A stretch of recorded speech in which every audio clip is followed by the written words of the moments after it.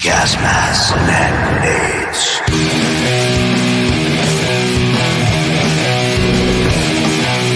Gas masks and hand grenades.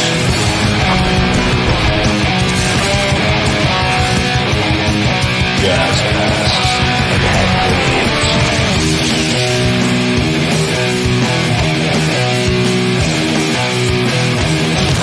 grenades. Gas masks and hand grenades.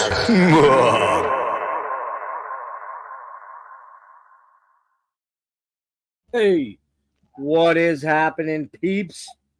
It is Gas Masks and Hand Grenades here, your host, your hostess with the mostest. I just do this now because I never know which way to fucking point, so Right. I forget every time. It's the opposite of what you think. That way. Yeah, This guy. Anyway, what is happening, everybody? It's Gas Masks and Hand Grenades here. I'm your host, Jeff, and my co-host, Mr. DOG. Dennis OG Press is in the house, and we are back with another Forgotten Metal Gems from the 80s and 90s. And tonight, you know, the last time we did this, Dennis, we kind of bit off a little more than we could chew. At least I did. We had, we had like 14 or 15 albums, and it was like, oh, we never got to one that you wanted to do. So we'll have to add that in for next time. But But this time we chose 4 bands. We've got 12 albums, I think. Actually, it was 11. But did you do the last Laz Rocket, the one from the 90s? Oh, you didn't? Okay. I did. Kind of gave it a quick run through. It's actually pretty savage. I think it's what the hell is it called? I'll get to it when I pull my notes up. But yeah. So we're back. Hey, what's up, AZ Mick? What's going on, man? We are back with episode number. It says number 6 up there, but actually, technically speaking, it is number 6 because we changed the name from I think the 80s thing when we first did it with Zebra and Aldo Nova, and who else was on that one? Do you remember? Zebra, Aldo Nova. That was, and then one of your bands, but I don't remember who it was. Shit, I can't remember who it was. We'll go look. Somebody will remind me. But anyway, it was like Badlands or something. What's that? Badlands or something like that. No, Badlands was later. Fuck, I can't remember who it is. I'll go pull it up in a minute. But so yeah, we are gonna get into these bands tonight. We're doing 4 bands, kind of an international international sort of thing. We are gonna start with Chicago. We've got a band from Chicago called Slaughter Extroyes, and their single lone album, the lone album that we're going to talk about. They did some stuff later, but it's a lot of Winter Kills, exactly. So, what's up, Nate? Hey, what's up, Celtic? What's up, guys? So, then we're going to dip on over to Canada. We're going to head north of the border to Saskatchewan. We're going to talk about Kick Axe. We got 3 albums there to talk about. Then we're going to jet on overseas, and we're going to talk about the French traditional powerhouse, Sultanage, which we got 3 albums to talk about. Well, actually, it's 1 EP, 2 full albums, essentially, with that. And then finally, we're going to come back to your hometown, Dennis. Yeah. We're going to go into San Fran area. I don't know exactly where they're from. I have the notes. I don't remember. But we're going to talk about Laz Rocket, which is a band that a lot of people just don't talk about. They don't. Enough. They are kind of initially thought of as one of the, the OG thrash bands from that era. And I don't remember if they were like sort of in the second wave or in the first wave or not, like year-wise. I think they might have been slightly second wave, like Testament, and although Testament's kind of first wave, really. I mean, who knows? Who cares? Legacy. No, Laz Rocket's first wave all the way. They were around in the beginning. I mean, they were they were more of a heavy metal band. Right, and they got more thrashy as they went along. Yep. Which we're going to talk about. So yeah, we're going to wrap up with that. And I think, like I said, we got 11 albums that we're going to touch on heavily, and then one that I can quickly run through, which is the last Laz Rockets from the 90s. But while I'm at it, I want to show up my killer new Blut aus Nord shirt. Look at that thing, man. Isn't that pretty? Pretty and Evil. Killer. Nahab. That's pretty If evil. you didn't see that special that we did on Kellen's last Sunday. Was it this past Sunday? I think it was this past Sunday. We did a Blut aus Nord comparison between the two Disharmonium albums that he's come out with. One in 22, I believe it was, and this last one 23. The one is called Undreamable Abysses. That was 22, and then the new one was Nahab. So check that out on Killing for Company's channel. It's myself, Kellen, and Peter from over in Ireland. That's really a lot of fun there. So, Earache My Eye, here he is. He's here. We can start. You know who that is, right? Who is that? We got Frederick here. Earache My Eye. Fucking Frederick. We can finally commence. Without Frederick, we shouldn't even do this show because he's kind of the guiding force of this thing. So, I mean, he's here now. So, Dreadful Rick is here too. What's up, Rick? Fucking Rick.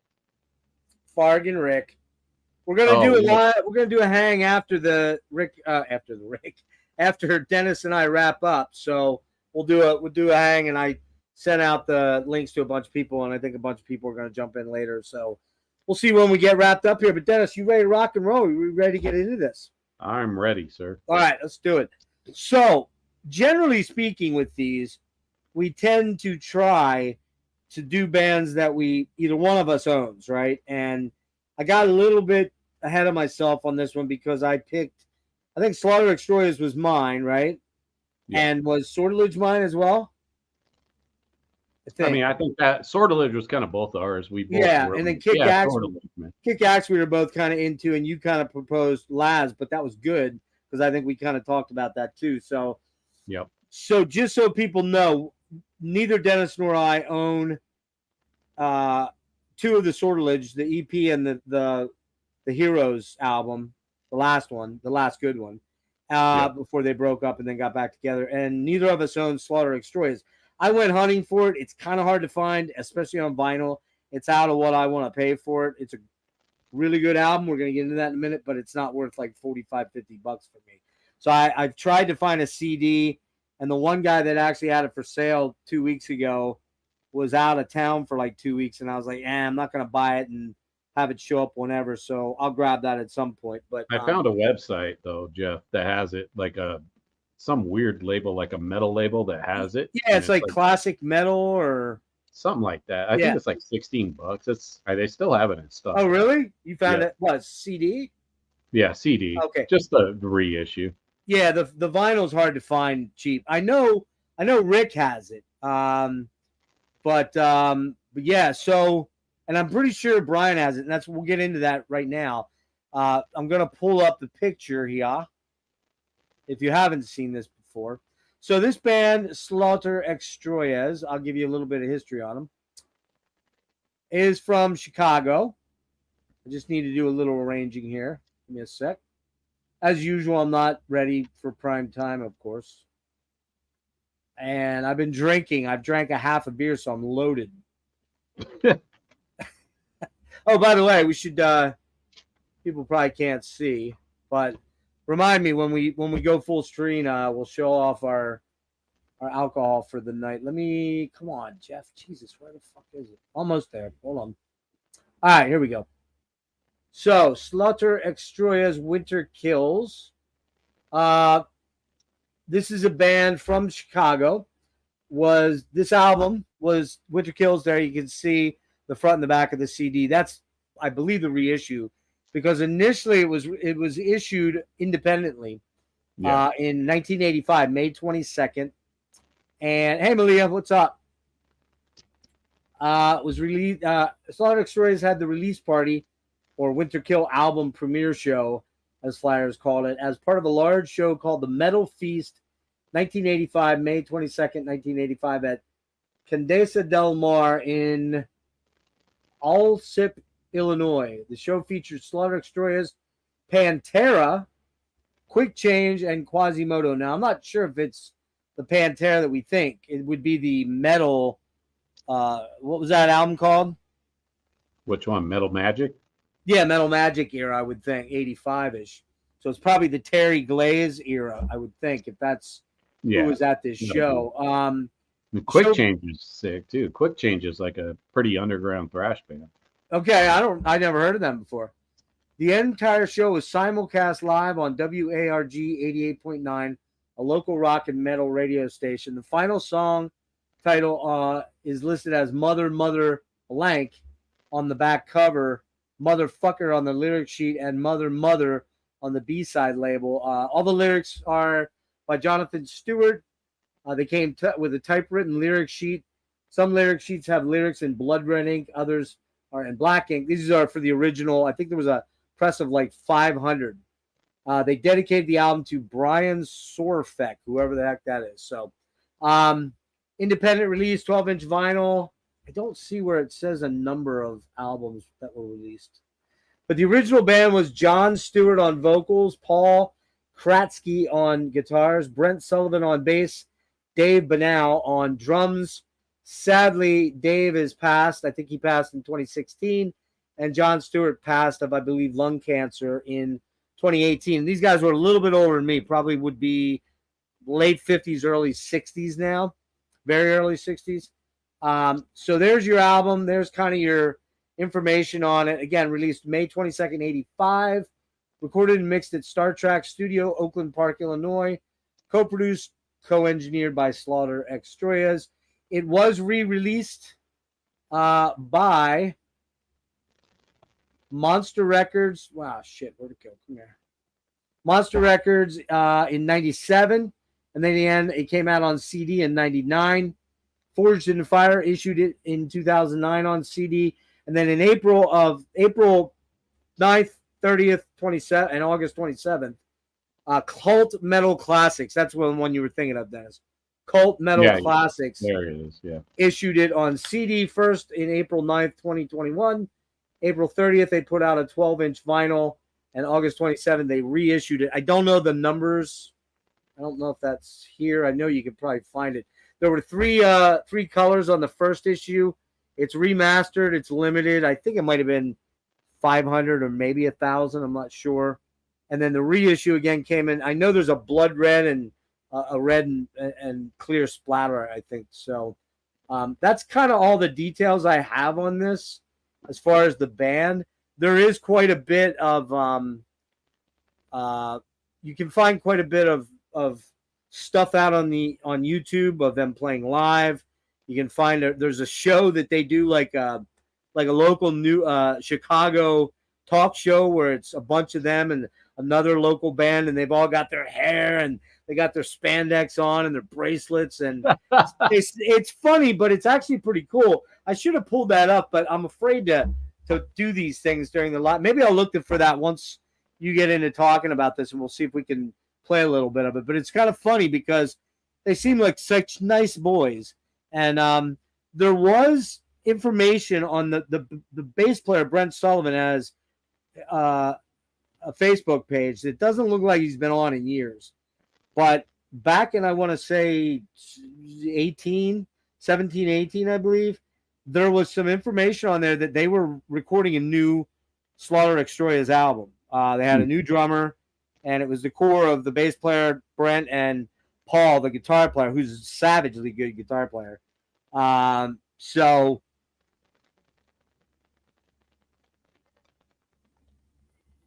Jimmy set my computer up, Chris. That's why I have it. But anyway, long story short, with Slaughter Extroyas, only one real true album. There's a bunch of other material out there. I know that Jonathan Stewart tried to do some other things, and he had a weird horror theme band that I'd have to look the name up of. I forget the name of it.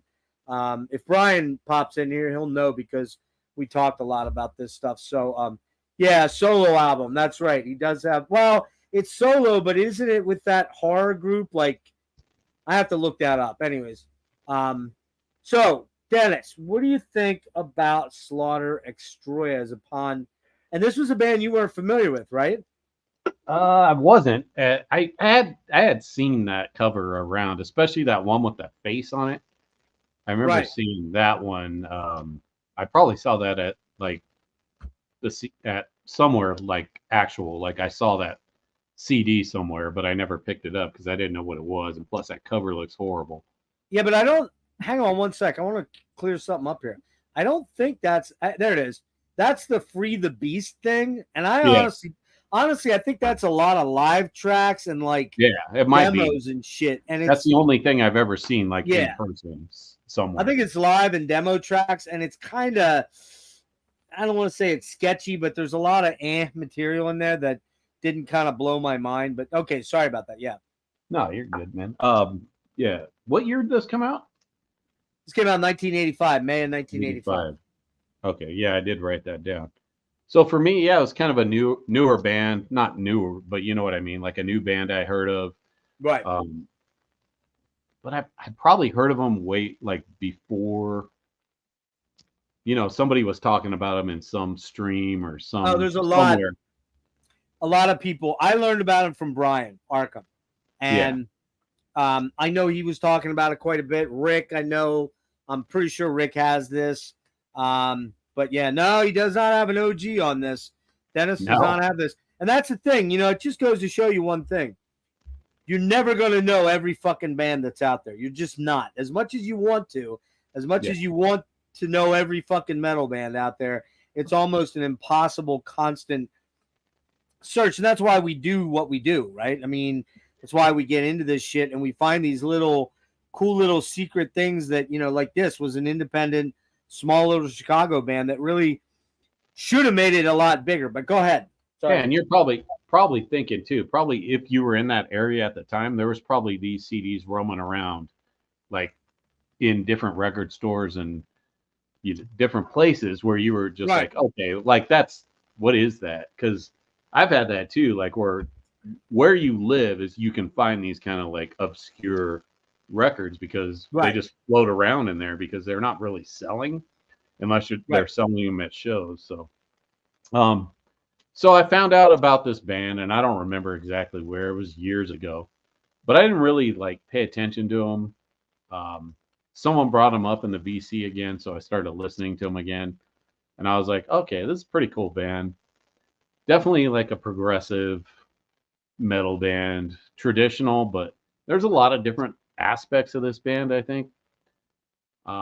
Does it work for them all the time? Not really. A lot of songs they do. And I'll just get right into it on my thoughts of the songs. Winter Kill, I think, is an outstanding opener for this album. It kind of sets the stage for like what you're going to hear. And that's sometimes what I have a problem with a lot of records, especially from this era or even going forward into the 90s, is they start out with the best song. Yeah. Like, this is the best song you're going to hear. And then it's like, it kind of drops from there. I mean, it's not always the case, but especially on like more independent like releases. But I think this song, man, it feels to me it's very driven by the bass.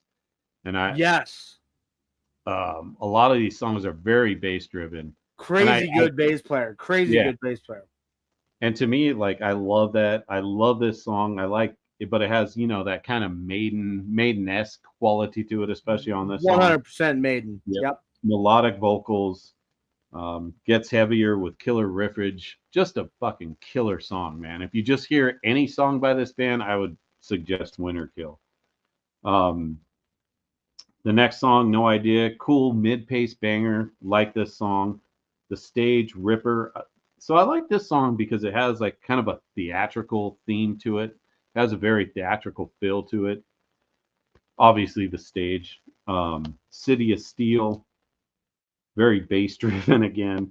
So to me, like this is when sometimes when those bass driven tracks to me sometimes get overpowered for me. Like I'm just like, all right, dude, enough with the bass. Like if you're a bass player, you're probably loving this shit. Oh like, yeah. Oh hell yeah. But if you're not, you're just like some guy listening to it, you're just like, all right, man, I get it.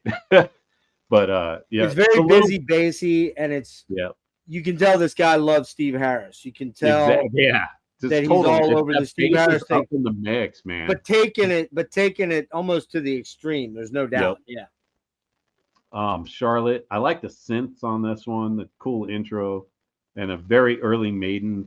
Again, vocals are high.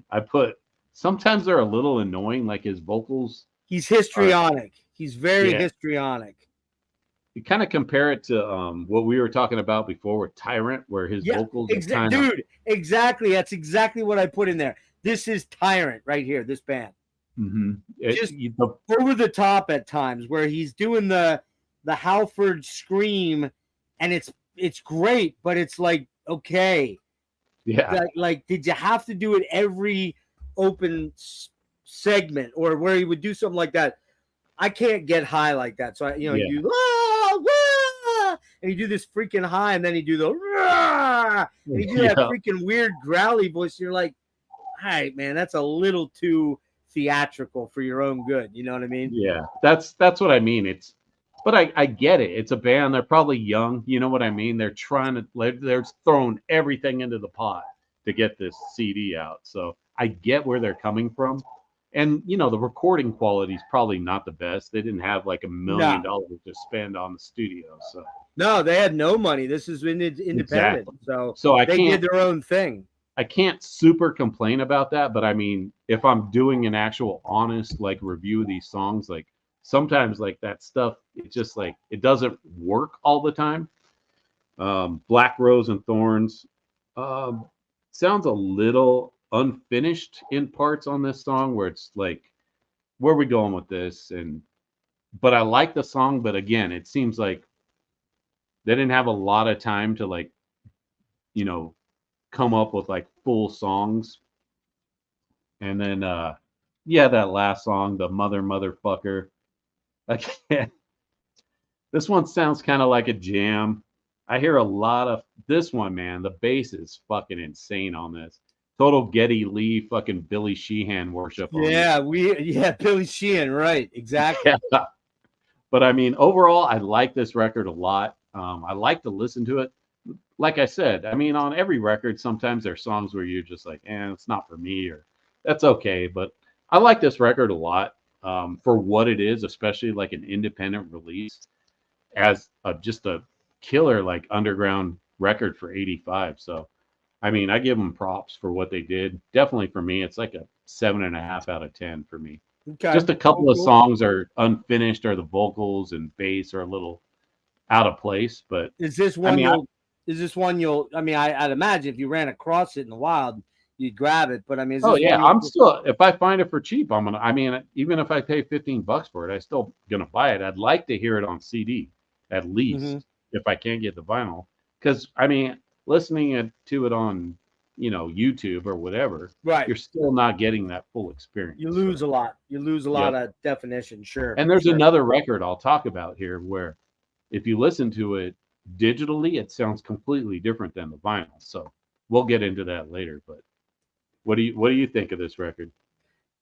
I really like this record a lot, and I was shocked because I can't remember where I almost 100% think it was Brian, who I think is at a concert tonight. And that's probably why he's not going to make it in. I think he's seeing a show tonight. But long story short, it was either him or maybe Rick. Somebody showed it, and the name grabbed me because it's such a weird name, right? Weird ass name. Like, let's just spell everything wrong. Well, it's like Slaughter Destroyer, but they didn't want to go with the Kiss thing and then the Mark Slaughter thing, so they changed up the spelling, and I don't know. There's something cool about that stark white thing with the logo and the swords cross. It just looks cool. And I thought, okay, I tend to really like that era of traditional metal, and I would say this is very much a new wave of British heavy metal influenced traditional American metal band. Okay. Would I say they're as polished as someone like, say, Metal Church? No, they're not. They're you can tell it's a band that's needs a little bit more maybe production assistance. They need a little bit more of a figuring it out thing with regards to the studio. But and yes, this recording I think is actually a pretty good recording overall. The mix is very good. It sounds quite good. The guitars sound really good for 1985, given the fact that they probably had, these guys probably were working, day jobs, and shoving an extra $200 a month into a budget to try to get into a studio and cut tracks at night. You know what I mean? Before they or during the day if they work night shift or something, right? And so it's very much a budget type thing. I actually reached out, oh man, 2 years ago probably now, to the bass player, said, man, I'd love to talk to you about this album, because I became kind of engrossed with it about 2 years ago. And I think at that time I had an opportunity to get it on vinyl, and I was reluctant because I don't have a vinyl player. So it's like, well, why am I buying a vinyl record if I don't have a player? The plan was to get a vinyl player, and I still may if everything goes through with my disability in the next few days, but which I should know about very soon. And thank you, Matt Gaetz, you fucking piece of shit, for not shutting the government down. Sorry, that's my one little political rant. Fuck you, Matt Gaetz, you worthless little puke. Anyway, moving on. So first of all, you mentioned it, very Maiden. A nice little sprinkling of Judas Priest in there for sure, because John has a slightly Halford-esque type scream. He's a little more theatrical, and he's kind of got the Tyrant, Greg, what's Greg's brother's name? I can never remember his fucking name. The other May, the singer, I can't remember. Glenn May, the singer of Tyrant, this band reminds me of Tyrant to a large extent, just a little less doomy and a little more proggy and a little more new wave of British heavy metal. Okay. Yeah, for sure. Just the vocals are so reminiscent of the guy in Glenn May and Tyrant, because they're really cool. Sometimes the screams are like, yeah, and then other times you're like, okay, man, temper it just a little bit, bring it down, chill it out a little bit, all right? And then he'll do the kind of weird, like, the almost theatrical, like he's like in the Lion King or something. You're like, bro, hold up, And no disrespect, I know he passed away, so sorry about that, John. I mean, they're young guys, man. They're just throwing everything in the pot. Yeah, we're not making fun of you. We really are not. This is a really, really amazing album in a lot of respects. Especially for doing it for no money. So it starts out with Winter Kill, very Maiden musically, with histrionic vocals by John Stewart, killer guitar and bass interplay, Barry Harris Smith, and fuck, I still can't remember his name. Dave. Maiden. Dave. Help me. Dave Murray? Murray, thank you. Christ, I couldn't get his name. That's my illness. I could not get his name down. So very much of that going on, except for it's one guitar here, not two. No idea. Histrionic vocals on into a classical guitar intro. That's kind of cool. The verse into heavy chordal chorus, killer guitar riffs, killer soloing, man. Plus constant, busy, intense bass work. So you noted it. I noted it. I didn't mind it because I like a lot of heavy bass work because I love Geddy Lee and Jocko and the really, I love funk bass players that are all over the place. But I could see where some people might be like, whoa, man, it's just too much, because it's very, very in your face. It's very up in the mix. The stage, killer guitar, very 80s sound, crazy vocals on this one. They're so over the top, but engaging. Cool riffy bastard. Totally dig this track. The lyrics are a bit silly. Actually, a lot of the lyrics on this album are pretty silly.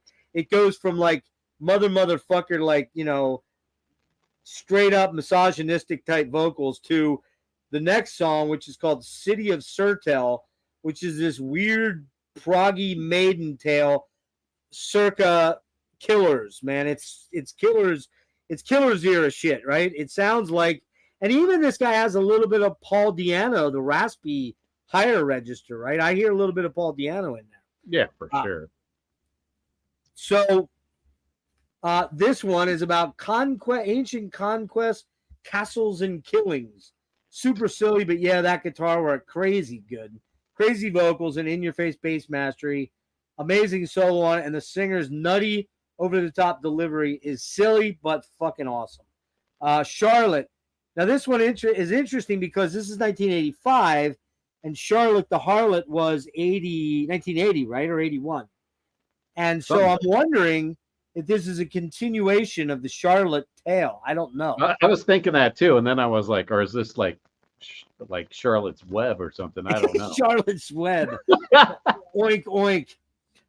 Yeah, I don't know. I didn't have the lyrics, so I couldn't tell whether. I think it was a continuation of Charlotte the Harlot story, to be honest with you. But Could be. that reverse vocal I mean, insert, I put very, very early Maiden, so and then that could just be us like reading into it because it's Charlotte. well, but it's also where we come from, right, Dennis? Yeah. We were there when that was happening. Yeah. But yeah, that histrionic sort of reversed vocal thing at the beginning, where he's sort of snarling. It's kind of silly, but it's kind of cool. The double track vocals, one super high, the other normal, but all histrionic and silly. But I dig them anyways. Riffs and bass are killer. The chorus is very Maiden. Great vocals, and of course and this is why I said, of course they stole the name from Maiden Charlotte the Harlot. Maybe it's a continuation of the tale. The track ends on a synthy prog note. Black Rose and Thorns. His vocals on this one are a little crazy over the top.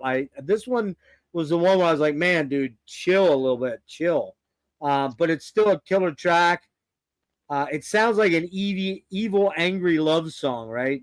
Great riffs, tons of bass in your face. It's kind of weird lyrically, and John's vocals are just nutty, but the riffs and melodies are really solid. And then you got Mother Motherfucker, which is weird because Mother Motherfucker is kind of the proggy track. Yep. To me, it sounds like Island of Domination a little bit, doesn't it? Yeah. And that's the one where he's just going off on the bass, man. I was just like, yeah. But it's a ripper of a track. The lyrics are really dumb. And then the other one, that they have a Winter Kill remix on the album that the one I listened to on the stream, and it was, it sounded like the first track, a little bit clearer. I don't know, but this band, and it's funny you said it, dude. This band reminds me of Tyrant. Crazy over the top vocals, heavy riffage, great heavy metal and new wave of British heavy metal vein, killer guitars and bass playing, solid drumming, solid production for an independent release. Dude, this is a 9 out of 10 album for me.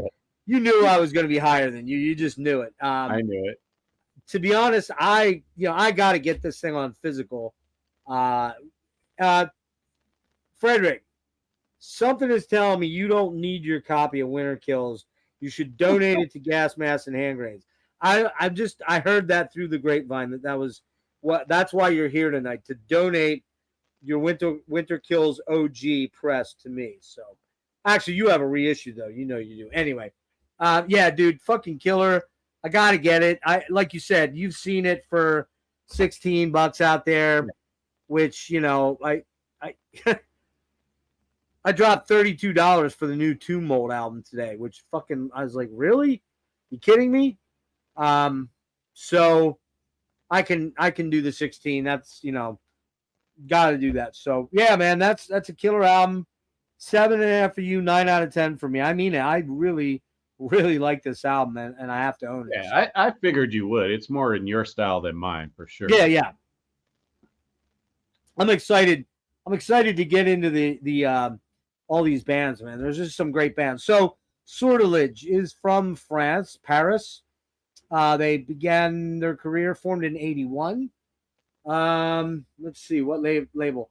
I guess they're on Axe Killer Records now, but I don't think they were originally. I'll find some more information as we get down here. There's been 2 incarnations of the band.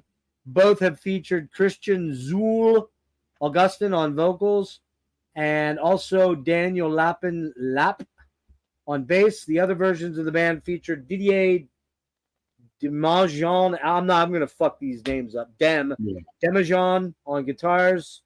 Stéphane Jean-Luc Dumont, I believe he's on guitar, and Bob Snake. I don't know who that is. Might be I'm not sure who that was. Oh, that's one of the new guys. I don't know where they were originally. They were originally called something else, but let me get down into my notes. So, yeah, they were regarded as a cult band of the French scene. They ceased to exist in 86, but then reformed in 2019. Okay, here's this. Christian Augustin on vocals, Daniel Lapp on bass, Jean-Philippe Dumont on drums, Stéphane Dumont and Didier Demajon on guitars. Originally, the band name was Bloodwave. The following year, from 81, the quality of their repertoire and their concerts in France improved so that they were hired as an opening act for Def Leppard on their tour in France. Since none of the French record labels wanted to offer them a recording contract, they signed in the Netherlands to a Netherlands label called Rave On Records. Yes, Nate, I did listen to it. It's fucking killer. Actually, speaking of that, I'm gonna have sorry to get sidetracked for a second. Nate asked a question.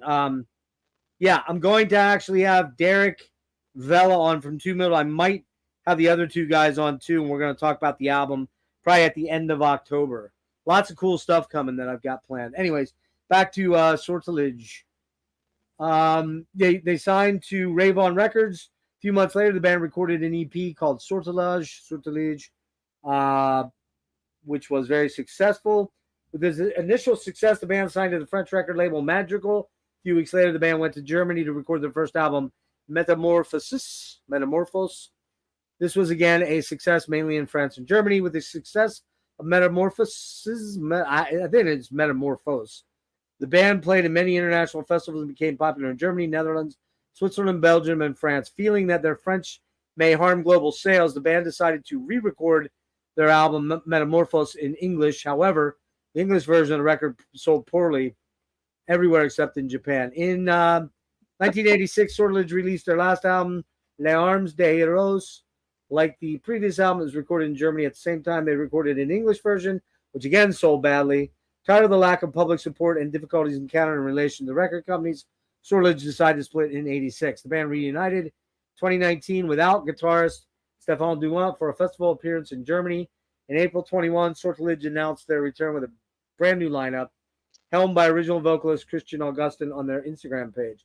Later that year, the band released Phoenix, an album consisting of primarily re-recorded tracks from the past album, which we did not get into the last two. I did not get into those two because they were so late. As of June 2021, Augustin is currently the only member remaining from the band's original lineup. In January 23, the band announced their new album, Apocalypso, which was released on March 3rd. It's the band's first album of original material in 37 years. Here we go. So, the EP, which is Sortilege, was released by Rave On Records in 83. The CD reissue contains English versions of the songs Boreau, Gladiator, and Amazon as bonus tracks. It also contains 3 songs from the album Metamorphose from French, which are also in English. Blade Killer, English version of Bourneau, was featured on Rave On Hits Hard and a compilation disc by various artists. So I'm going to fuck these titles up. Yeah. But on the EP, I only listened to the French versions. Did you listen to the English versions by chance? No, Okay. I only heard the French versions. Okay. I kind of wanted to stick to the original versions, to be honest with you. But there's 5 tracks on there: Amazon, Progenitor, Gladiator, Sortilege, and Boreau. So what do you think of these, man? Oh man, this EP fucking rips, man. I love It's this just EP. savage, isn't it? Yeah. I mean, Amazon, just a fucking ripper, man. Heavy riffs with snarling, like melodic, but not too melodic vocals. Man, just a banger of a track, man. I love this EP. I don't think I've listened to this EP in years, honestly, until we started doing this stream. Or until, we were going to do it. So I was like, because I had the Metamorphose, and I love that one. But this EP, man, I wish I had gotten this back in the day. But fucking killer, isn't it? somehow it eluded me. But man, this is such a banger of a record. Progenitor or Progen, I can't pronounce this shit. Progenitor, I think is. I should have looked up. Progenitor. Progenitor. Savoir-faire is everywhere. Just a banger. The riff kind of gets in your head, gets you moving fast, fucking straight up heavy metal, man. Gladiator, another banger. Riff kind of repeats a little too much for me, but I That's still my like least favorite song on the album. That's my least favorite. Yeah. And then For the EP. Sortilege. Sortilege! Just a fucking fist banging ripper, man. And Boreau heavy riffs start out and end. Then it goes into another fast fucking just fast-paced banger. Solo just rips on this song, man. It Hell just yeah, man. fucking love the slow part transition too. Just man, this EP just a fucking banger for me. 10 out of 10 on this EP for sure. I mean, besides that one the Sortilege song, not Sortilege, Gladiator. but Gladiator. Gladiator, yeah. It's still a great song. Don't get It's me still wrong. a killer song. It's just it pales in comparison to the other 4 tracks. Exactly. That's the problem. It's just not as good as the other Right. songs. So. But it's still a banger of a song. I'm still giving it a 10 out of 10. This EP for sure. All right. Well, I'm gonna see your 10. And I'm gonna raise you a 10 because I give it a 10 out of 10. And I'm gonna start with my conclusion before I go track by track. Mm-hmm. This is a mega banger. It just smokes, man. It smokes. And it's 18 minutes of pure, savage, traditional, maybe quasi-power, but more traditional Judas Priest worship that is really done well. And the thing that really is the key prime thing about this band is Christian Augustin. This guy, his voice is absolutely, it is a perfect mixture of Graham Bonnet, Rob Halford. If they had a baby, it would be Christian Augustin. And the guy's screams are just out of this fucking world. They're so good on this EP. And it just feels like he's not even really trying. It's not exactly. Like trained or anything. It's just like smooth. Effortless, man. Yep. And he's got a great singing voice when he's not doing the screaming, but he's a screamer that, man, I'm just like, yeah, give me more of that shit. Give me more. It's so good. You know what I mean? It's like prime Jeff Tate in his, it's Jeff Tate in his prime when you're like, yeah, I want to hear more of the screams on Lady Wore Black or, that kind of stuff. 10 out of 10. I've no clue what he's saying, but his tonality, control, and melodic timbre and range is stunning, man. It's stunning. Going back to the tracks, Amazon or Amazonia or whatever it is, savage riffing, man. Killer vocals. Doesn't even faze me. It's in French. I have no clue what he's saying. I don't give a fuck. It's fucking killer. It's just so good, right? Killer track. Progenitor. Very Priest meets Diamond Head. Riffs galore plus insane screaming. Vocal histrionics that are killer. This guy can sing his ass off. Totally under control, like you said. That's the effortless part. Totally under control. Very Halford, but honestly, man, it's as good, if not better, than Halford at times. It's that incredible. Honestly, he's a little bit more melodically, tonally cooler than Rob. He just has something in this timbre of his voice that it's almost like butter as he's screaming. It's so good. Progenitor is a monster track. Holy balls. The screams are so killer. Almost the best ever screams I've ever heard on that track. It's so good. Gladiator, probably my least favorite track, but it's probably a 9 out of 10 on every other traditional metal band's album. You know what I mean? On this, it's probably like a 7 out of 10, but the other tracks are all 10 out of 10, so they kind of overtake that, right? Assault on Ledge! I can't do it because I can't do his high vocals, but the riffs on Sortilege, man, kicks ass, multi-part harmonies, just killer. Oh, God, it's just so fucking good, man. The solos are badass. Banger, banger, banger of a track. And finally, Bori, whatever it is. Riffs, speedy tempo, killer vocals. The soloing on this, like you mentioned, out of this world. This EP is pretty much flawless at just under 19 minutes of snarling, melodic, killer, new wave of British heavy metal style, Euro traditional metal, not American, very Euro sounding, right? And it's kind of a vehicle for Christian Augustin to just rip your fucking face off. And he does it pretty much in every track. And it's a glorious thing. But does it get better? Let's see. Let's find out, as Varg would say. Varg. Well, I don't know where that came from. I just thought of the let's find out. This channel does not endorse Varg. Just saying, all right? Metamorphose. So I didn't show the EP. Let me pull the.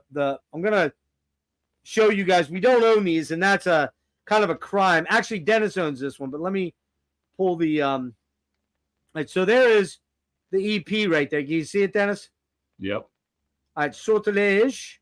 It's a Cool badass cover, man. Yeah. Love that cover, right? Yep. And then over here, oh, that's the band. Why can't I move down? Oh, it won't let me move down. Okay. It's kind of weird. I didn't know that. All right. Well, you have the next one. I'll move down outside of this page then. So that's the EP. Dennis, you actually have this one. Let's show it. Metamorphose. Yeah. Metamorphose. Let me take it out of this little fucking CD thing. And this is a later issue because it's on SPV, like the mid-price series. So, but I actually used to own this on vinyl. But back in the day, I ended up trading it to actually somebody in Canada, which is interesting because it was in French. This version's actually the English version. You can see the CD. Oh, you got the English version, okay? Yeah. Which is the version I had was on Bonsai, so it was on the Canadian label of, I don't know, if you guys know Bonsai Records, they used to be licensed, so they would license different records in Canada, so they're a Canadian label. So somehow I ended up with Metamorphose on a Canadian label, Bonsai, and it was in French. So I had the French version. But back in that day, I didn't give it. I liked the record when I was a kid, but someone offered me, some thrash metal from Canada or something. And I was like, yeah, I'll take that. You could have traded it for an Annihilator album. You know you did. No, it probably wasn't even thrash. It was probably like some Celtic Frost or Merciful Fate record or something that was also on Bonsai because I loved that Bonsai label back then. But anyways, man, this record again. So this is a full length. For me, man, this is it as good as the EP? Not for me, but I still love this record. Always have. Has a little bit more of a controlled sound to it. Let me find my notes on this one because I have. Yeah, just one thing to say real quick. Yeah, Frederick said Sortilege are great. The French Iron Maiden. I don't necessarily agree with that. no, I don't hear a lot of Iron Maiden in them, man. I hear way more Priest, way more Diamond Head, maybe a little Angel Witch. I hear more of that new wave of British heavy metal sound than Maiden, to be honest with you. Now they get a little Maiden-y on the last album, the Heroes album, but just a little, not a lot. So I mean, obviously they're going to be influenced by Iron Maiden here and there. Well, yeah. It's not like Slaughter. You don't hear like obvious Maiden-esque riffs. By the way, I'm drinking a Dogfish Head pumpkin ale. I don't know about you. What are you drinking? I am drinking a chronic ale. This is you got some of the chronic tonight, eh? This is amber ale from Pizza Port Brewing. Dennis, is that a chronic ale in celebration of them finally capturing Tupac's assassinator only 30 years later? 30 years later. Are you kidding me, man? Wow. They knew who it was all the time. Hey, if anybody sees any sortilege out there in the used bin somewhere, you need to call me or check in with me because I need to get this stuff. And I don't want to pay like $25 a CD. Call me first. Okay, I'll call you. So go ahead, get into this. And I kind of agree with you. It's not quite as good as the EP, but it's close. It's not far off. Just a killer album. Alien, the first song. I'm going to say these in English because that's the version I have. Yeah. Oh, you have the English translation. Good. Yes. Yeah. So blistering metal ripper. Love the songwriting and vocals. Kind of almost has a speed metal sound to it. Like very, very fucking. This is a badass song, especially for '84, man. Majesty, melodic and rocking. This song kind of reminds me of Loudness in certain ways. I think the way his vocals, he has that kind of that accent, and it might be just the English version that I know, where you know how what's his name, Menorah in Loudness kind of has this Yeah. accentuated like accent to it, so I'll kind of tell you has the that. other. I tell you the other thing I hear. See if you agree, especially on that song, "Majesty." Reminds me a lot of the Scorpions' "Dynamite." Yep. Yeah. Got that little bit Yeah. of it, right? I think I might have some Scorpions comments later on. So Yeah. Yep. Death Hymn, man. Great 80s fist pumper with it has some Sabbath vibes, man. It has some kind of doomy parts in this song, some slower parts. I love that track. Legend, cool track. Little generic for me, kind of a filler track, but still a cool track. Noctes Limbs, I guess this one's still killer instrumental, more about riffage and solos. I like instrumentals that are more about like a song structure instead of just solos. And I like this instrumental because it's more about the riffage than just solos. The only thing about this song that's kind of weird is it ends with that swirling wind thing, and it's like they just didn't know how to end the song because it kind of ends abruptly, like, oh, that was weird. You know what I mean? That's the only weird part about the song. Lost Civilization, fast-paced banger with some killer shouting vocals. Love the vocals on that track. Delirium of a Madman. Kind of a power ballad. Yep. The vocals on this one are a little spotty for me. Sometimes his vocals are they sound a little weird. Kind of, I put like almost like a Tiny Tim, like his. Yeah, it's weird. I said the same thing. I said his inflections at times are kind of weird, but it's kind of a mellow progginess into the chorus on this song. Yeah. Yeah, but a cool song. The Lake. Just a fucking banger. Killer galloping riffs, great vocals, has some Scorpion moments in the transitions and vocals on this song for me. And Metamorphose, the cool acoustic intro into kind of a power metal type song, has some cool guitar parts. Again, I'm feeling Scorpions a little bit here, especially in the vocals. Oh, so, yeah. So I do hear what you're saying about some Klaus Meine. Klausamina. So I do hear that in, like you said, where I didn't really catch that on the EP, but on this one, and they might have been just trying to. That was popular, right, in '84. So they might be trying to like let's try to sell some records.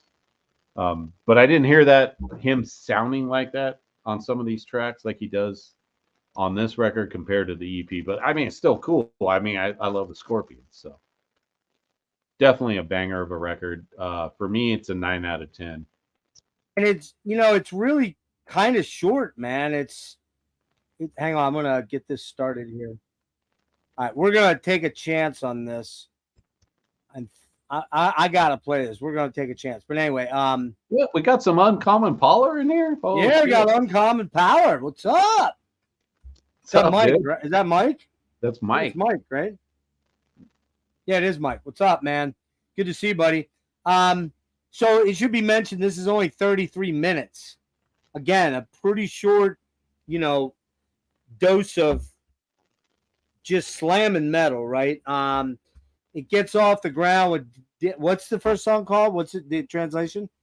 Alien. Oh, Alien? Is that what that is? Dialiar? Yep. Wow. And they had a video for that one too. Yeah, wow. We're gonna check something out in a minute here. So dude, that song. I forgot to mention. This comes out in 1984. I don't have an exact date.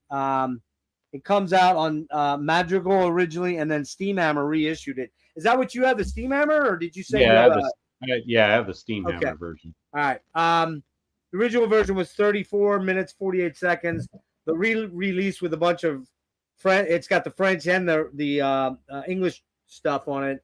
A bunch of English tracks. The re-release was 52 minutes. That's the one I want to get. I want to hear the difference because I remember listening to the English versions back in May of last year and going, oh, they're pretty good, but I think I prefer the French, even though I have no clue what the fuck they're saying, right? Yeah. So yeah, first studio album. Released 84, it was the first album released by Madrigal. In 97, Madrigal re-released this album with English versions of Majesty, Legend, Civilization. What is it? Lost Civilization, right? Lost Civilization. Yeah. Yeah, and Cyclops of the Lake and Metamorphose as bonus tracks. Following the success of the debut EP, Sortilege signed a new contract with French record label Madrigal. However, they didn't want to wait for the goodwill of their label, so they went to Germany in order to record a new album, Metamorphose. An important choice for Sortilege. Through their contacts in Germany, they recorded an English version at the same time and released the album in many countries, including Japan. The success was soon to I don't know Wikipedia. Sortilege was undoubtedly one of the main leaders of the French heavy metal scene. Metamorphose continues the success of their previous release. Musically, they improved their musical style. The production improved. All the instruments were audible. This impression is greatly enhanced by the excellent remastering of this album in '97.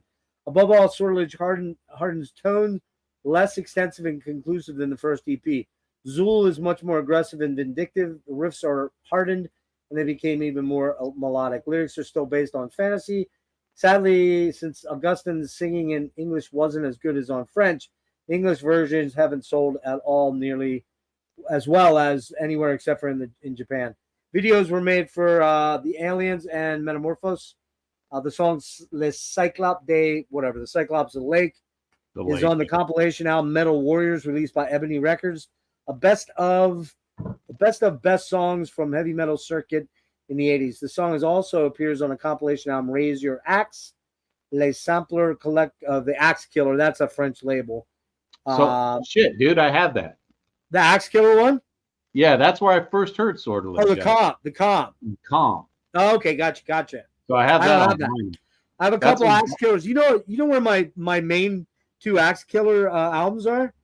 Dark the Angel? Icon albums. They reissued them really? way back, like 2000, in these numbered. Remember, mine had slipcases and they were numbered, and my one isn't numbered. Strangely enough, that was from Axe Killers. Oh, nice. Okay, let's see. Some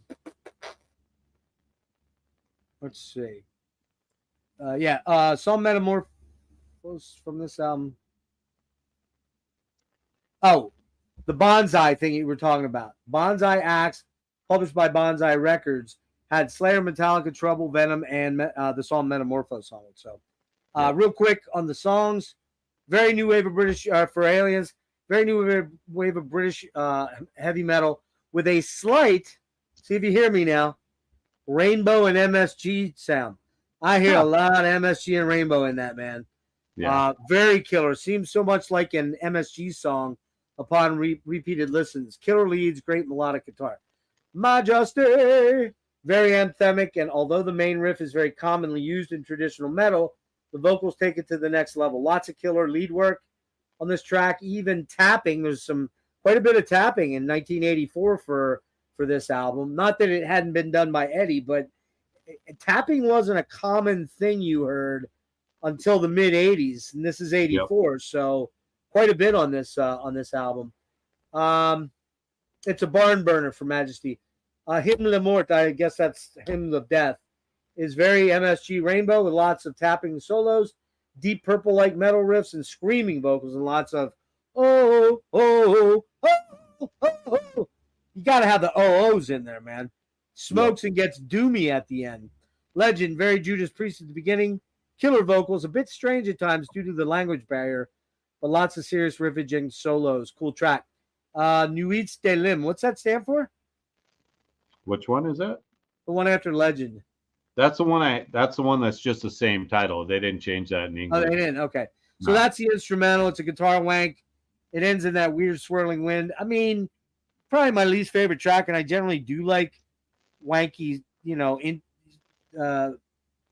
instrumentals. And this one's not very long, maybe 2.5, 3 minutes, something in that range. But it's probably my least favorite track. Lost Civilization, kind of a speedy wank fest of whammy and wanky solos at the start, then a speedy spitting vocal that doesn't translate as well. Not my favorite track on the album. The ballad, Dion, Delire, Delon, whatever it is, that's pretty killer. It's a pretty killer track, although His inflections at times are kind of weird, but it's really mellow and proggy in the choruses, which are big gang vocals, heavy power chords, cool solo, longest song. I think it's about 6 minutes, I believe. And quite frankly, the best track for me. I think this song smokes. End of the song starts to really chug and gets traditional metal heavy for a short bit, even has acoustic guitars. Cyclops of the Lake opens with a drum solo intro and bass and drum intro. Then a traditional traddy riffy guitar thing into a catchy chorus with almost catchy in a hard rock sense, and very rainbow and very Graham Bonnick. That was my Scorpions kind of like. There you go. It could be MSG, like you said, Rainbow. It's just that same type of. Very much, yeah, for sure. Metamorphose, acoustic intro track, very moody and atmospheric into the main riffy bits and a super galloping maidenish sort of thing. Not quite as solid as a debut EP, but I still give this an 8.5 out of 10. The songs aren't as great on a whole as the EP, but not too far behind. And it's only 33 minutes it's just a great album. I'm gonna try this. Let's try it. See what happens. Let's do it. Hopefully, what's that? Let's do it. I'm gonna just take a flyer on it, see what happens, and I think we'll be okay. Huh? I think we'll be okay.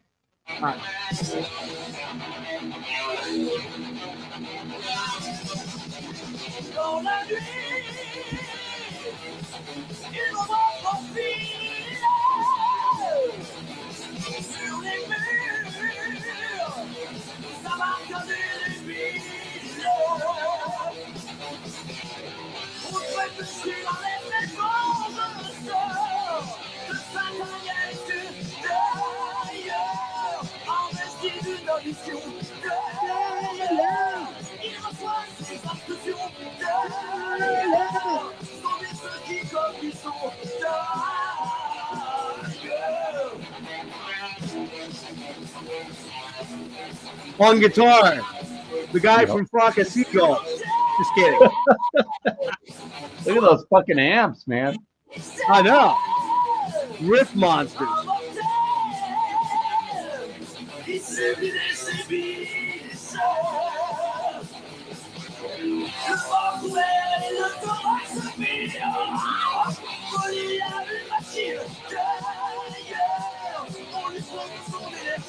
That's so MSG, so Rainbow, dude. With Bonnet. Look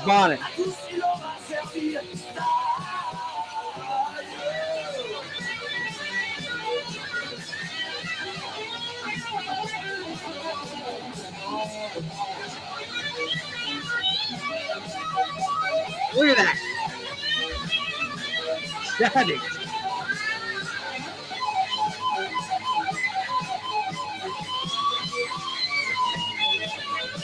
Feed me those riffs, baby.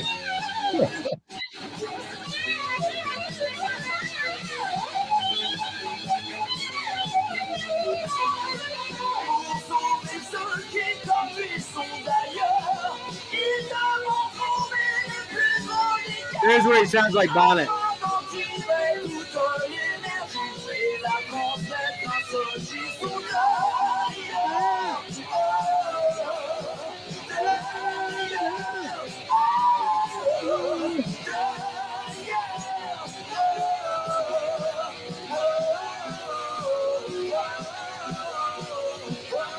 Right here. Fuck yeah. Oh, yeah. So good. Yep. All right. Hang on.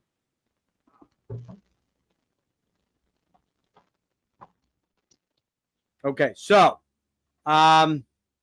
next up here, we have 1986's Les Armes de Heroes. You don't have this one, right? No. Okay. So this one, let me just hang on. I didn't have this as prepared as I should have. My bad. Come on now. What the fuck here?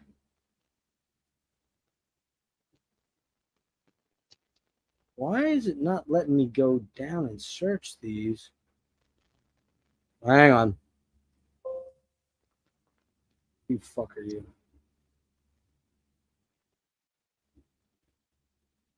Okay, let's see if I can get them that way. There we go. Come on. Why are you acting like this, bastard? There we go. All right. It's not giving me the whole picture. What is going on here? All right, there we go. All right, so let's pull this one up quick here. Sorry, I should have had a separate one pulled up. I thought I could move within that screen, but it doesn't actually let you do that. So this is the 1986 Heroes Tears, is I guess what that translates to. Le Arme Heroes. And I know I'm not saying it right because I can't speak French. So, yeah, 1986.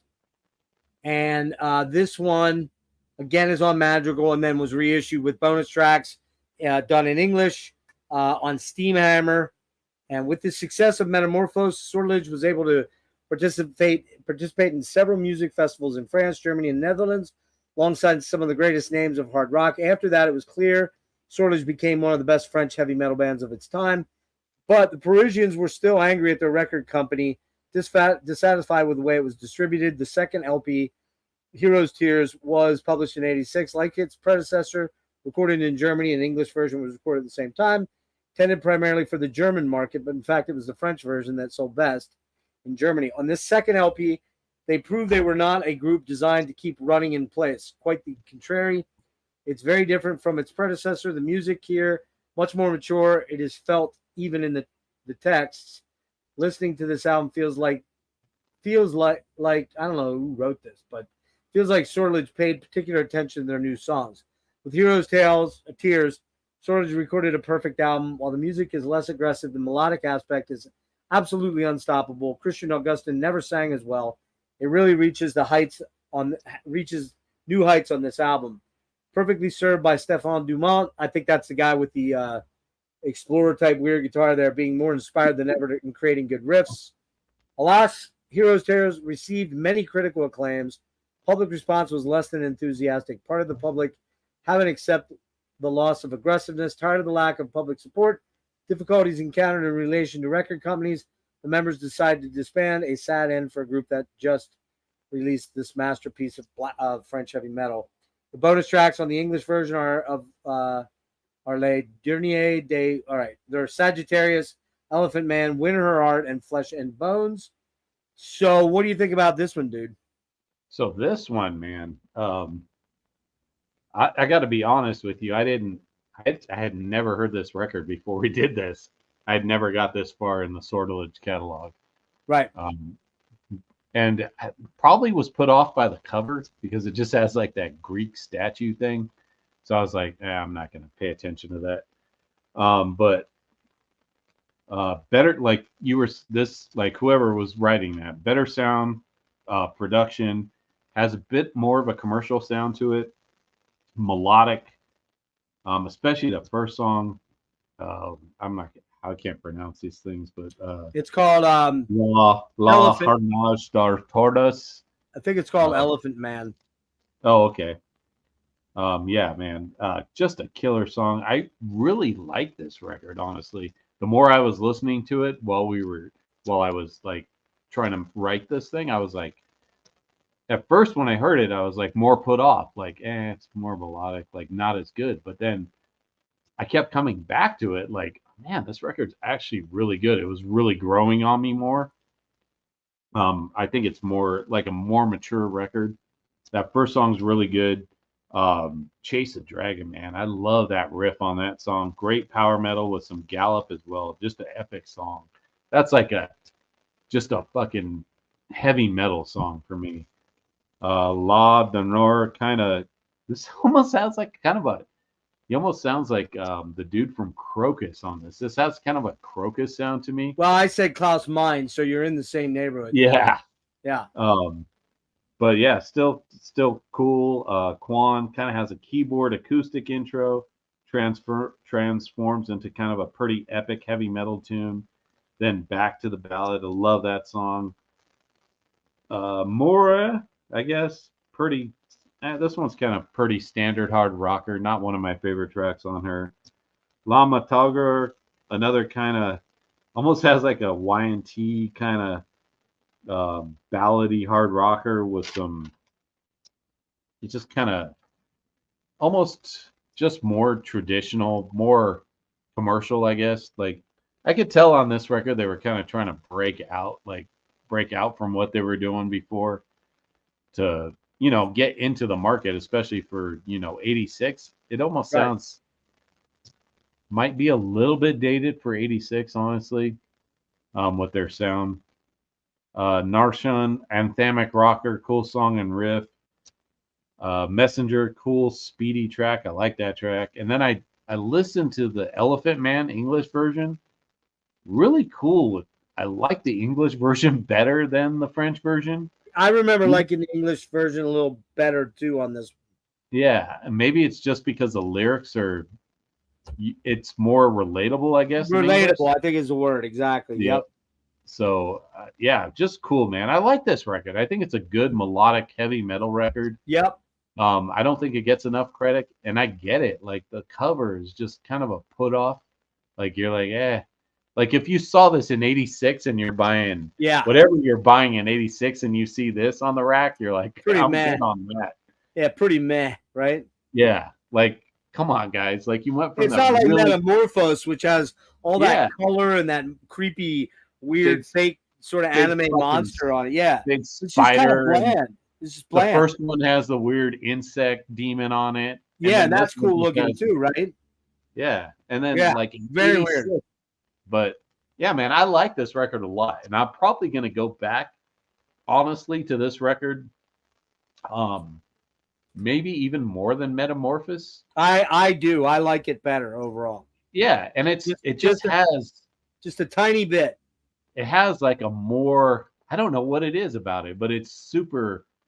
It's one of those records you want to come back to, I guess. Even though I think Metamorphose might be a better record, honestly, but this one intrigues me more for some reason. It just I like this one better because I think the songs are a little better. They may not be as all out, straight ahead, new wave of British heavy metal. They've got a little bit of prog in them. This is where I maybe could hear a little bit of the Maiden progginess, but not a lot, not really. I don't know. It has something to it where it's not as heavy as the last record, but this one it has you more. It gets you hooked more, I guess, on these songs. But some great melodies in here, man. That first song, Les Hargnes de Tourdas. I don't know what I don't know what these are translated to. I don't know if that's if that one is the one that is the but Elephant Man. Yeah, Elephant Man. I just don't know. I think it is. Yeah. But very Judas Priesty and some super killer lead work on here. This guy got better from the first two albums as a lead player, man. This stellar fucking leads on here. I just think the songwriting on this is just. I think it's I think it's a notch above. Yep. As if we're looking at total catchy choruses, the way the songs are put together, they don't repeat everything every third bar. Every 4 bars is different. The vocals are just incredible on this thing. Then probably my favorite song is Chase the Dragon. You don't know. That's how what he said. Banger of a track. Chase the Dragon, man. Chase the Dragon, man. Acoustics with the volume swells at the beginning, then leads. I know it's going to be a proggy song, and it is, but it's great. Multi-part harmonies then into that riff and the heavy hitters, the hard chugging chorus. Chase the Dragon, pretty badass, rather obvious, super killer song. Definitely my favorite track. What's that? Definitely my favorite track. Yeah. We're going to hear that in a sec here. I'm going to play it. The Travels of Hercules. Jammy, riffy, almost metal bluesy in a weird way. The pre-chorus and chorus are great, and the screams on it are fucking out of sight on that song, man. His screams are just epic as fuck. I don't know how to say it any better. If you don't know this band and this guy singing, Christian Augustin or Zool, he was in a class kind of by himself back then to an honest man. Quando un venge llueve, whatever. Mellow vocal track until about 2 minutes in. Then it becomes this anthemic, melodic, anthemic vocal track, some killer melodic solo shredding, those great vocal hooks, kind of the big epic semi-anthemic ballad on the album. Really, really good. Kind of maybe like their Island of Domination. Yeah. This was the song I was thinking. I'm not the one on the first one. Princess, good riffs here. Has a priesty vibe, very new wave of British heavy, very 80s sounding riffs. Christian sells it and goes Graham Bonnet in this song quite a bit on this one, as well as Halford. Probably the most basic track so far. Solid, not as killer as the others. Yeah. Before, although I do dig his vocals a lot, and the screams at the end are monstrous. La Montagne, qui sing, whatever. Love the riffs and melodies on this one. Has some weird, almost quasi Klaus Meine, I think you said Mark Storace vibe to it. And this song just sounds like, to me, that song sounds like a Taken by Force era Scorpion song. It's just killer solos, killer chorus. That's like a hard rock song, man. That song that's a cool song. But yeah, for me too. I said Dave Meniketti from Y&T, but you could hear that a little bit too. That's in there. Yep. Marchand de Home, whatever. Again, I'm sorry we're not. I should have looked up the translations on these, but I was too lazy. Kind of a stomping fist in the air rocker, killer vocals. Probably the slowest track as far as metal. It's a little plodding, but I dig it. And the end chants are super cool at the end. They do that chanting thing at the end that's super fucking cool. I really like that. And then the scream at the very end is just wicked, man. It's actually a really killer track, particularly at the end. It just kind of builds into this monster. Man, I don't even know what this is. La Huit Men Couleurs. I don't know. Solid track, but not the best closer, to be honest with you. Closer for me was the least effective song. And this is what I say about it. Let's face it. This band is a vehicle for Christian, but for obvious reasons. That said, they still can write some really wicked killer tracks around his skills. I'm going a 9.25. The songs are tight and catchy, have tons of great riffs and solos, and Augustin carries them easily. Killer, necessary album. This is a necessary album, as is the EP.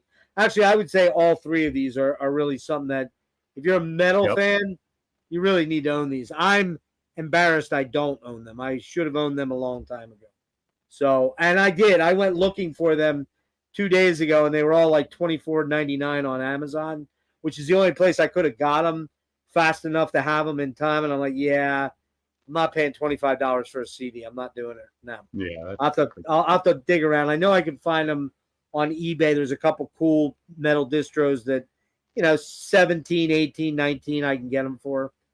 But yeah, I got to have these in my collection. Absolutely killer band. Killer band. And Slaughter Extroyas, I think, killer band there too, even though they didn't have a lot of output there. So next we're moving into Kick-Axe, and we have the stuff that we do own, that Dennis owns. I only have one Kick-Axe. I had the album for the third album, and I have the CD for the second, but I didn't dig it out. I do not have the first one. So we're going to start with Kick-Axe is a Canadian heavy metal band from Regina. Is it Regina or Regina? Regina. Is it Vagina or Vajayja? Anyways, Regina, Saskatchewan, demonetized. I don't make any money, guys. I knew a girl from Regina one time. A girl from Regina? There's so much I could do with that right there. Influenced by rambunctious arena rock from the 70s and early 80s. Group is perhaps known best for its 1984 album, Vices, praised by publications such as AllMusic for its down and dirty guitar riffs and notably managing to crack the American market. The band achieved moderate commercial success in the mid-'80s on the strength of these singles, Heavy Metal Shuffle, On the Road to Rock, and With a Little Help from My Friends, and Rock the World.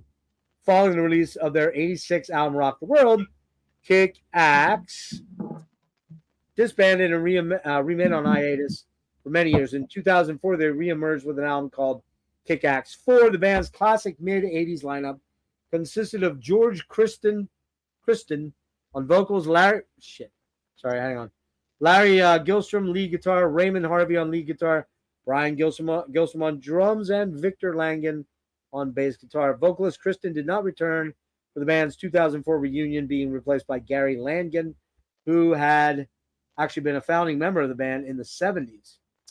Early years. It was formed in Regina. I'm not going to get into that. Gary Langen was actually not willing to leave Saskatchewan. It was replaced by Larry's brother, Brian.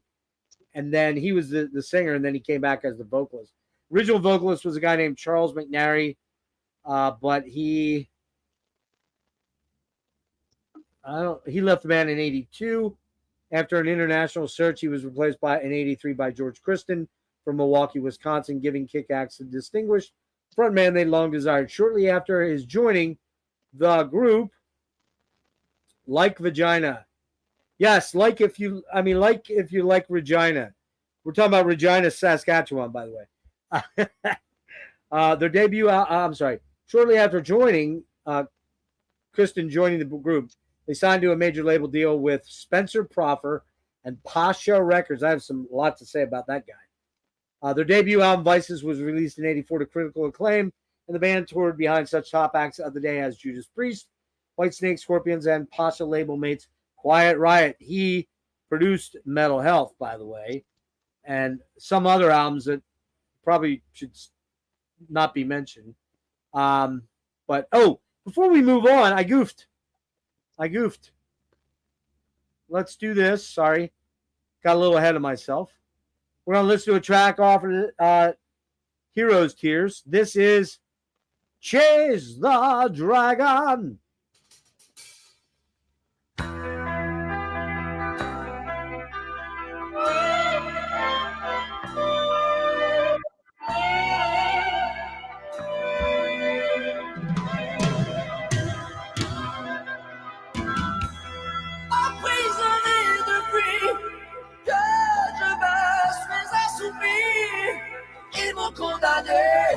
I love that.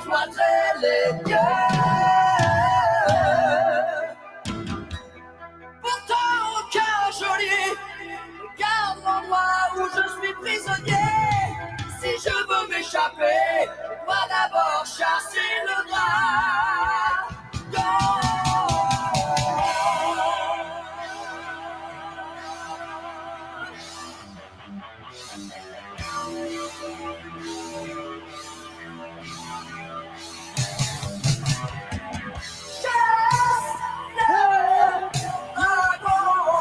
I love that.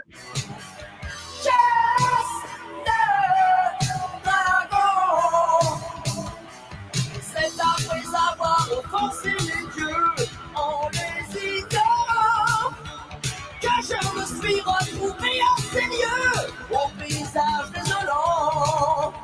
Emprisonné le reste de ma vie, je ne pouvais me résigner à passer mes jours et mes nuits dans cet endroit où un dragon me sert de geôlier.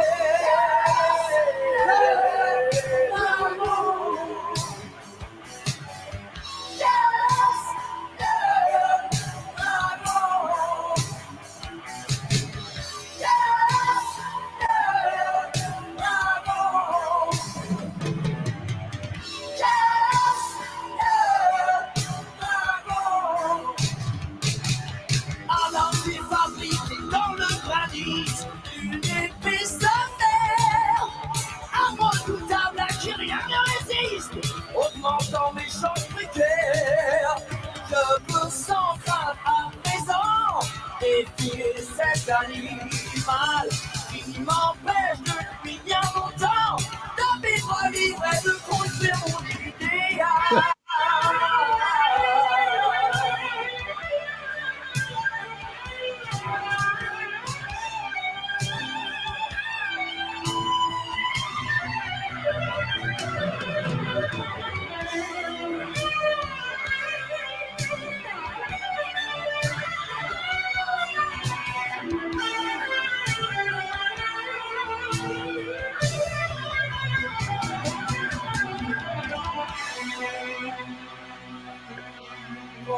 Construire mon idée.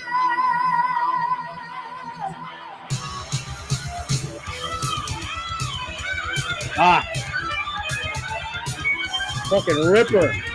Yep.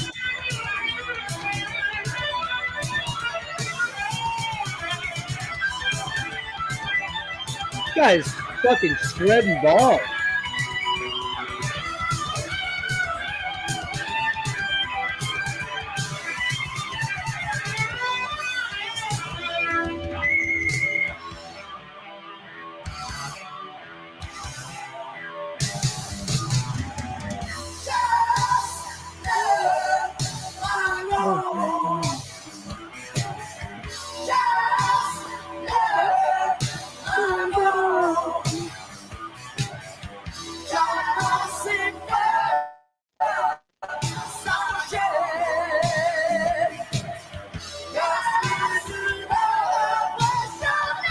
The scream, so good, man.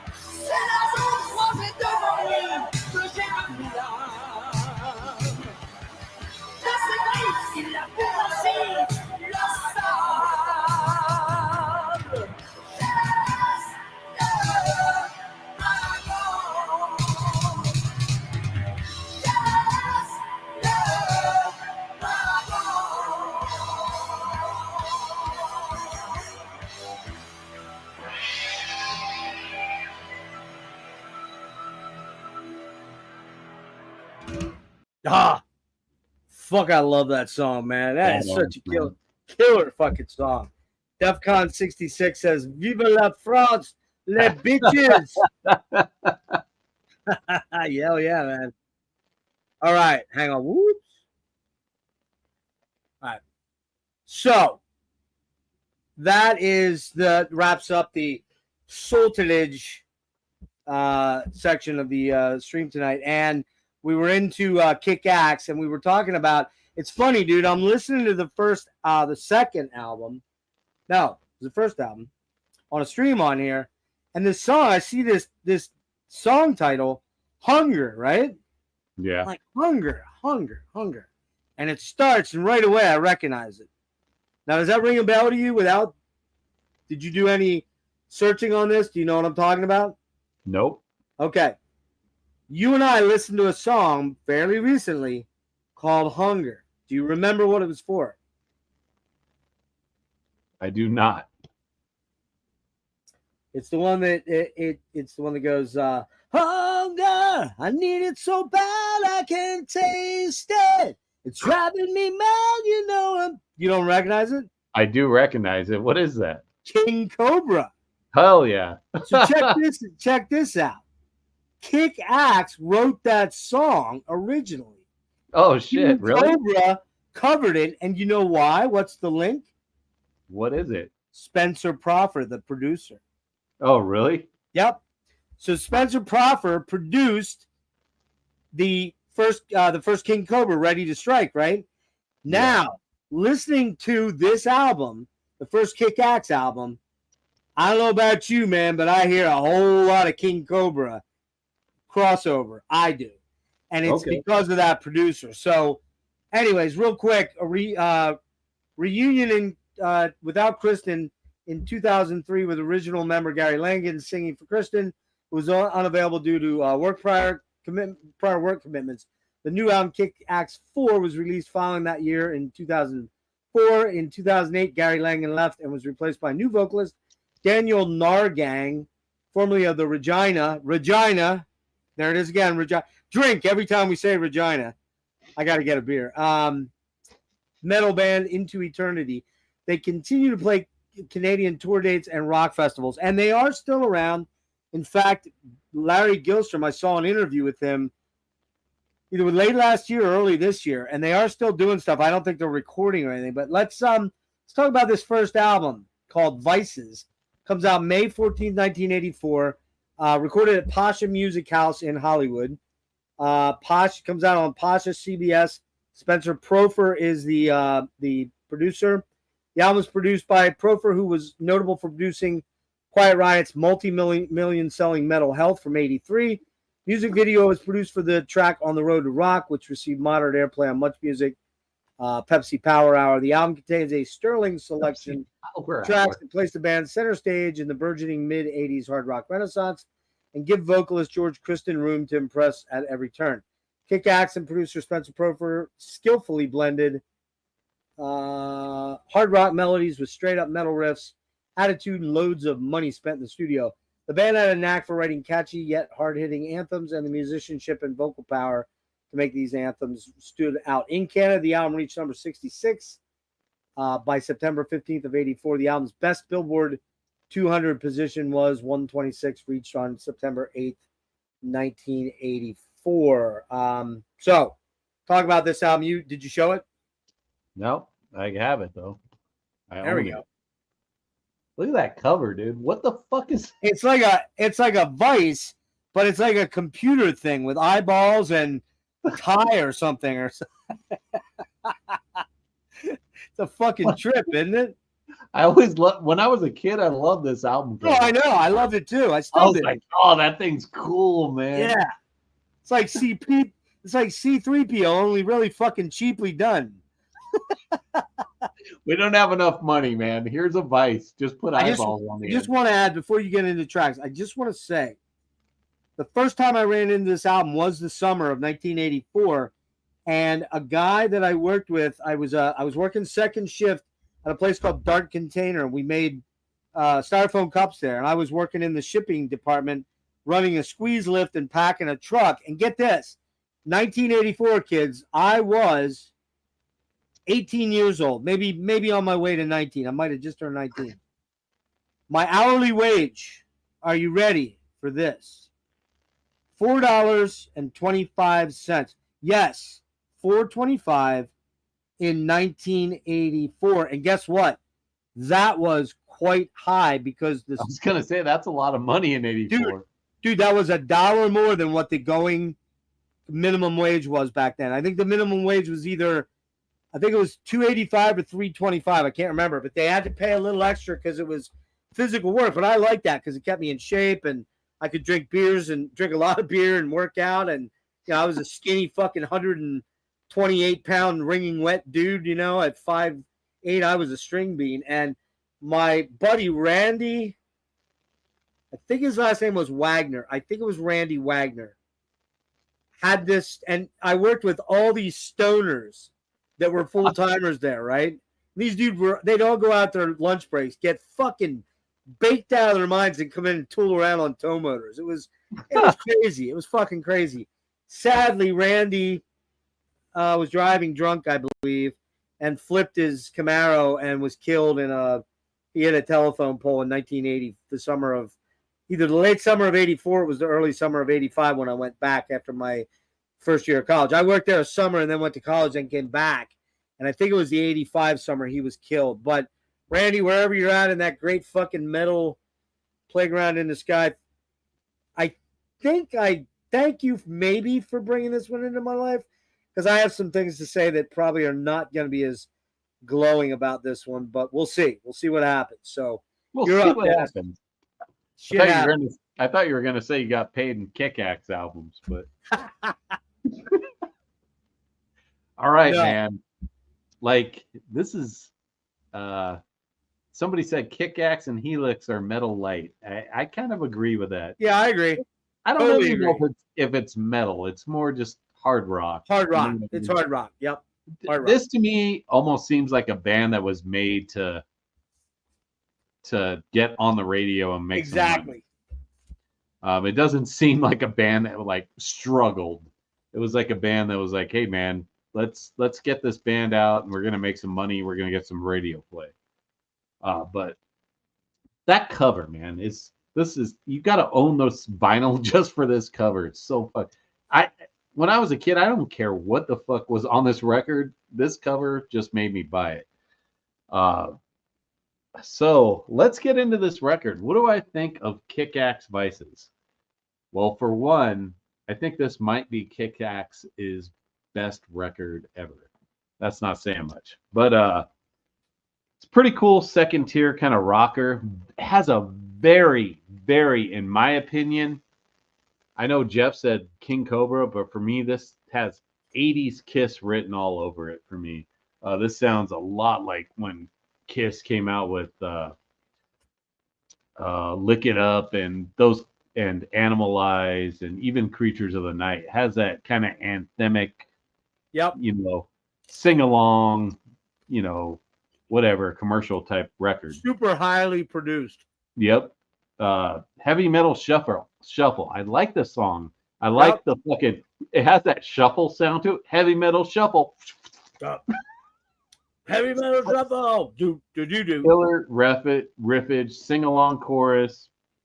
Vices, kind of a cool jam. I hear a lot of Gene Simmons, man, in this song. What do you hear? Huh? What do you hear? Gene Simmons. I hear Gene Simmons, man. I hear like his kind of vocals on this. And I hear different vocals on these records, on some of this stuff. Stay on Top, another anthem. All these songs are kind of like, made for the radio. Dreaming About You.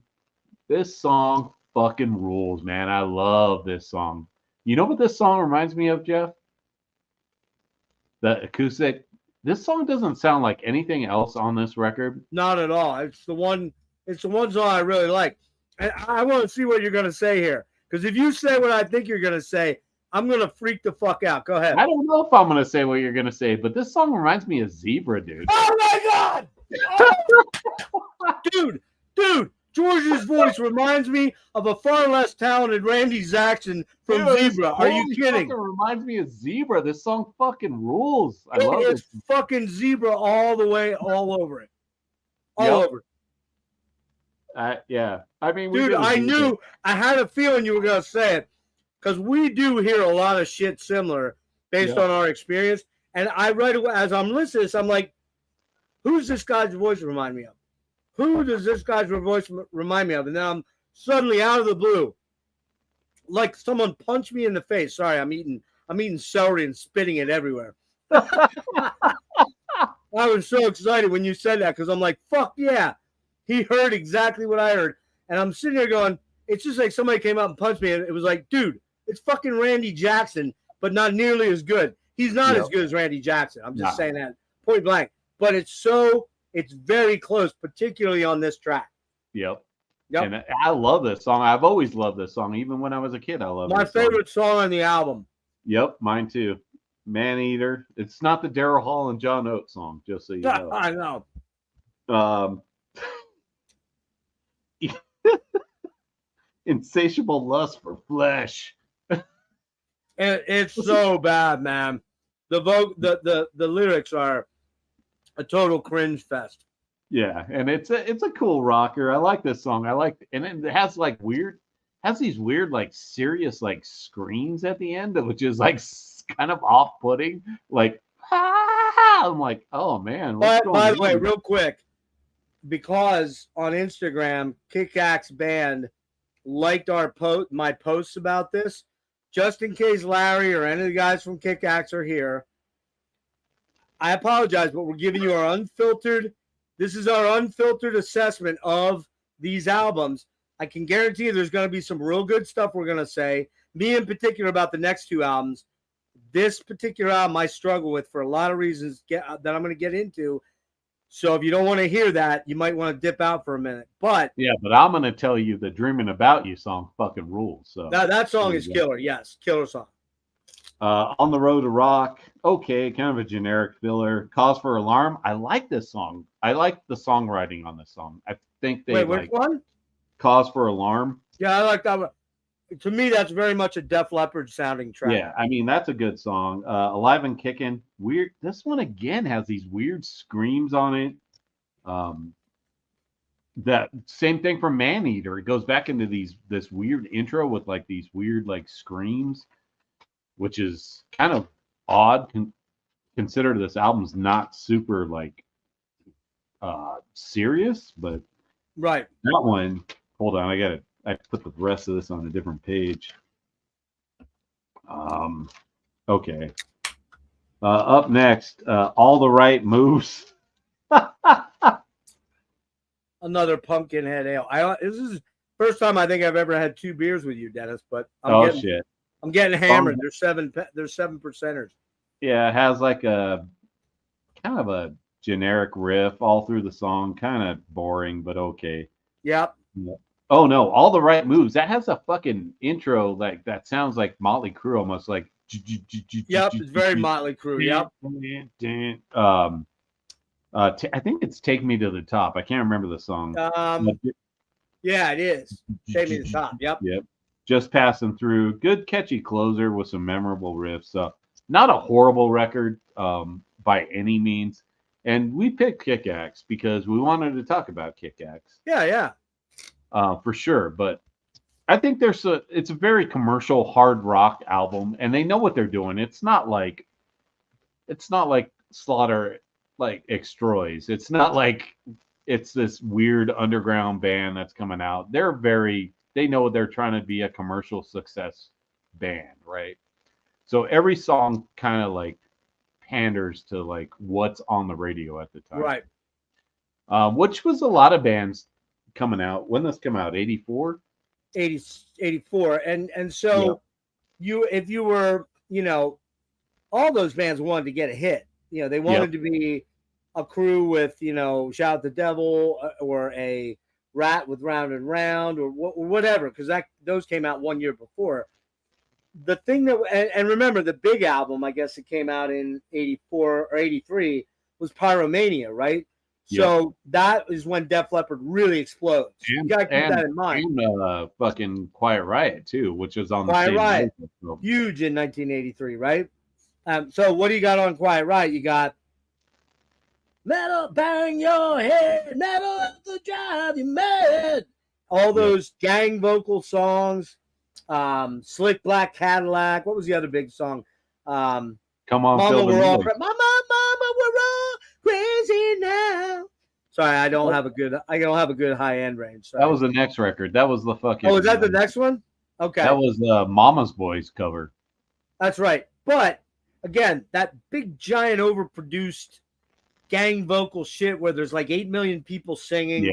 I mean, and I'll tell you, that's my big prop. What did you give this album? I'm curious. I'm gonna give it just. Nah, be straight up, man. Don't be fucking waffling. I really like that fucking song, dude. I do too, but be honest. I'm gonna just, besides Dreaming About You, is a fucking 9 out of 10 for me, and the rest of the album's like a 6, honestly. So I'll add in the 6 and 9 and give it a 6.8. Okay. It's almost it's way higher than me, dude. Way higher. It's a good rocker of a record, and it knows what it is. And I think I think we're gonna have different opinions on the next record because I feel like we are. I guarantee we are. Yeah.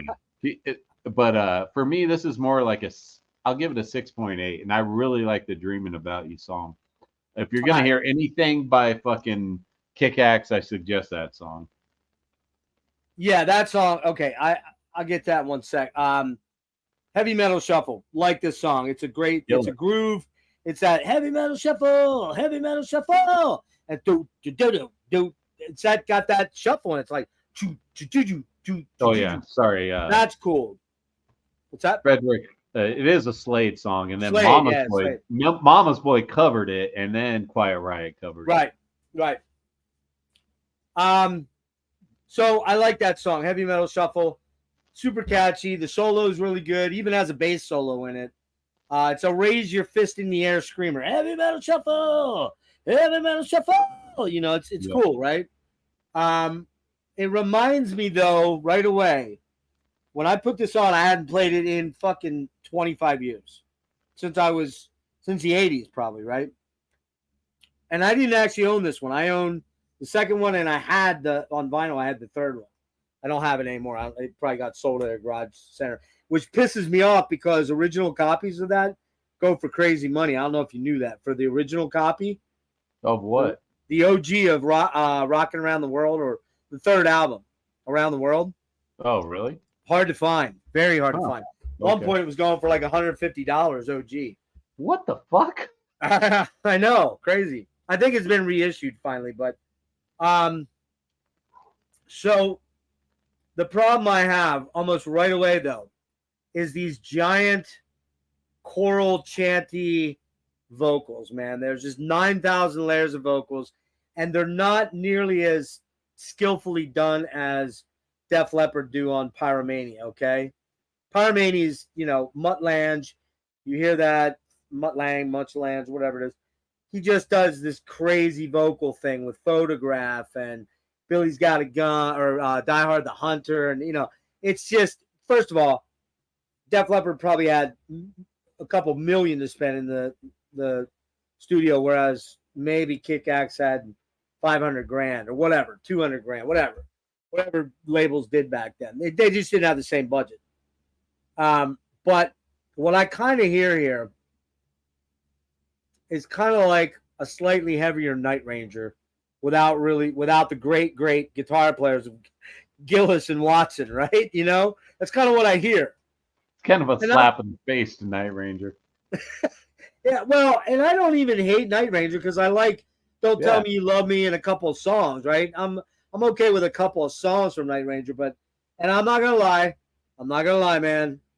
I guarantee you, I'm not gonna name any names, but I do remember one time trying desperately hard to get a little action with this girl named Maureen. That's all I'll say, Maureen, while we were listening to Sister Christian, okay? I'm just gonna say it. It might have happened, or maybe I dreamed it. I'm not sure, but anyway, Vices. George has an unusual voice. The scream is more a falsetto than a clean voice is solid in the way he screams. The gang vocals on this are a bit cringy, and they're super dated and a major red flag about Spencer Proffer's signature production sound. Now, we did King Cobra, and we both really liked that album, right? On there, it kind of works. Here, I don't think it works as good on this first album. I'm not a great fan of Vices. We all live in the Vices.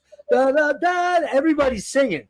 It's like everybody in the fucking band's singing. It's like there's too much going on vocally, right?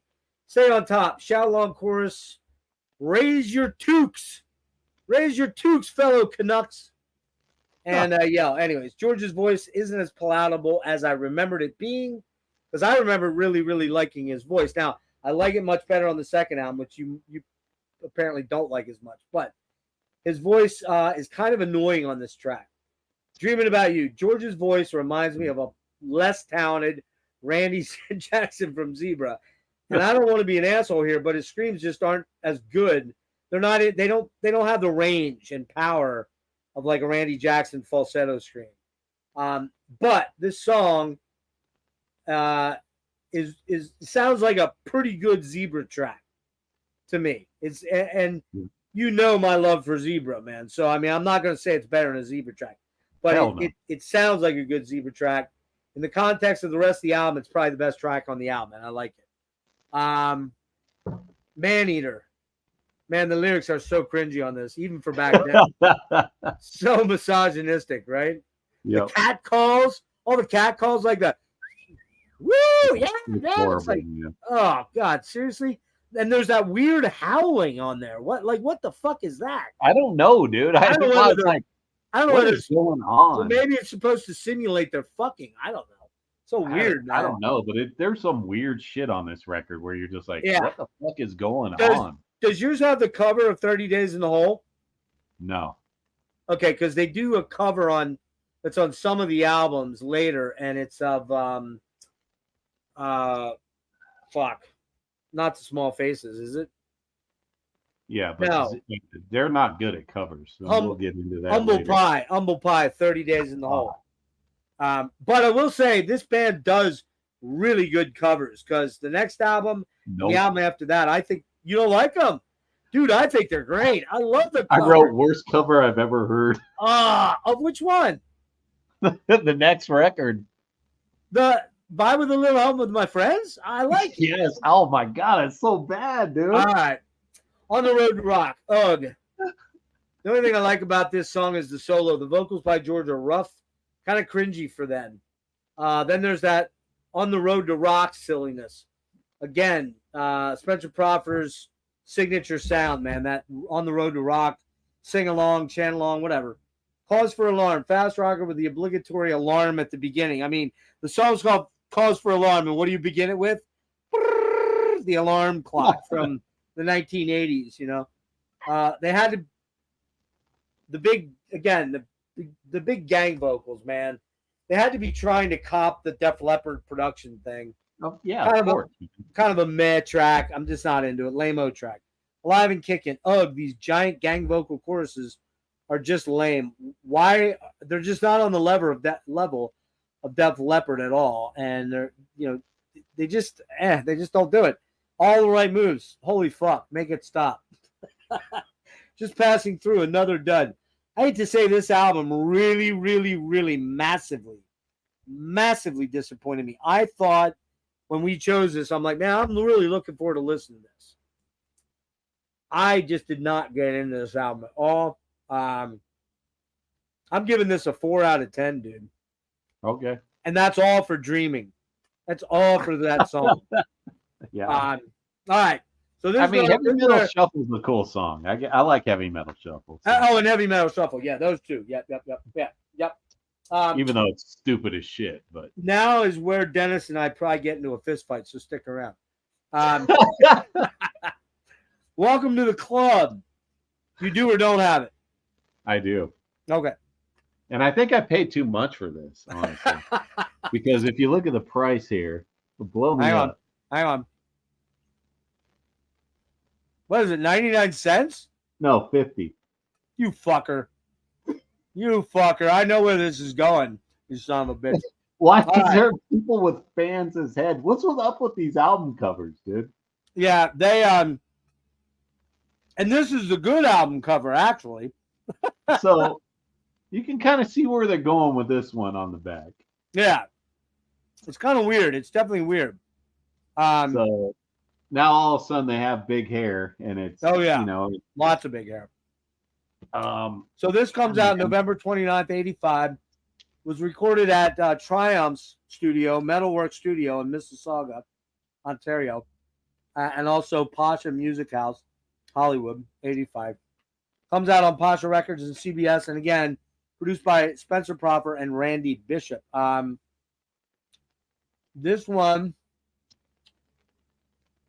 let me see, sees Kick Axe veer into more commercial area with a smoother, more melodic and sophisticated collection of songs, still an anthemic arena metal, brash and bold, but more polished with a more radio-friendly production, smoother commercial touch that makes this album attractive to a wider audience.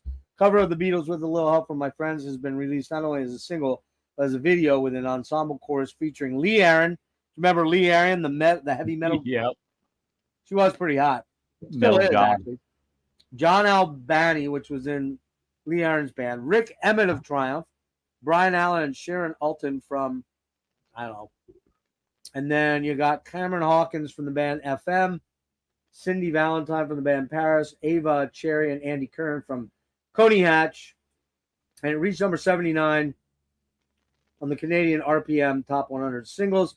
In Canada, the album reached number 93, February 8th, 1986, at the RPM Top 100 Albums. This album never made it into Billboard 200 album chart. And so there you go. Now, I know where you're going to go with this because you said you paid too much for that album at 50 cents. So I got two words for you. This is the first one. And there's the second one. And there's the second one. Well, that's 25 cents and 25 cents too much. All right, get into it. All right, man. If somebody, like back in the day, people used to say, what do you listen to? And I'm like, I listen to metal, or this was just like in the 90s or something. I listen to metal. And they would be like, you listen to butt rock? And I'm like, what the fuck is butt rock? But now I know what butt rock is. Oh, get the fuck out of here. Come on. Oh my God. That was painful, my friend. I knew Jeff was gonna like this album because he probably fucking cruised with this record. He's like, I cruised with this kick. Oh, I cruised all over, man. I used to crank this all the time, man. Absolutely. You bet. And you know what I was driving? A 1976 VW Bug, motherfucker. That's right. You heard it right. Go ahead. Yeah, Welcome to the Club. I actually like this song. I think it's a cool opener. Pretty catchy. Feels good, don't stop. Really, really stupid fucking lyrics. Yeah, man. it's cheesy. It's super cringy, man. This is kind of, yeah, Yeah, not good. super, super fucking misogynist. Yep. Coming after you, cheesy ballad. They're trying to do a Scorpions ballad here, but it's just not great. Make Your Move, okay, AOL rocker, kind of has some Crocus vocals. And this is after I listened to it a few times, because the first time I listened to it, I was like, wow, this really sucks. And then I listened to it a few more times, and I'm like, okay, I can see where they're going. And I think this album is more of a commercial success, would have been a more commercial success than the first record. It has more catchy songs to it. Oh, for sure. Yeah. But they just kind of suck. For me, anyways. Like, they're just more AOR type songs. Okay, to you locked up for a sec. Never Let Go. Yep. You locked Oh, up. I was saying it has more of a. Can you see me? Okay. Yeah, I agree. I agree. AOR, yeah. way more AOR. Heavy AOR, but AOR for sure. Yeah. Never Let Go. Another ballad right after the other ballad. So they're like, we got to get some radio play. The song I like on this record is Hellraisers. I think that's a cool song. But still, it sounds like a song that would be in a Frank Stallone cop buddy movie with fucking Gary Busey or something. Exactly, Gary Busey. Hellraisers.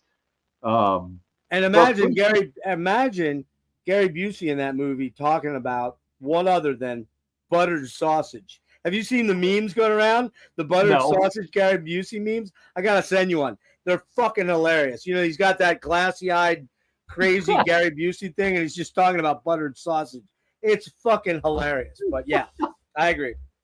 Can't Take It With You. I just wrote nope. Generic AOL rocker.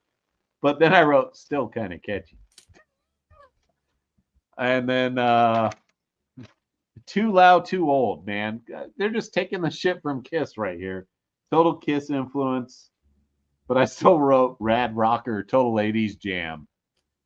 Feel the Power, kind of an okay filler. It's pretty Bon Jovi, man. Yeah, and with a little help from my friends. Oh God, no! One of the worst covers I've ever heard. I like this one, man. What? It's so bad, dude. I was like, really? But yeah, man, this record. If you want to hear AOR kind of like catchy rock songs, this is the album for you. But if you want to hear like heavy metal, it's not heavy metal. And no, it's definitely not heavy metal. When I listen to this album, I feel like this guy.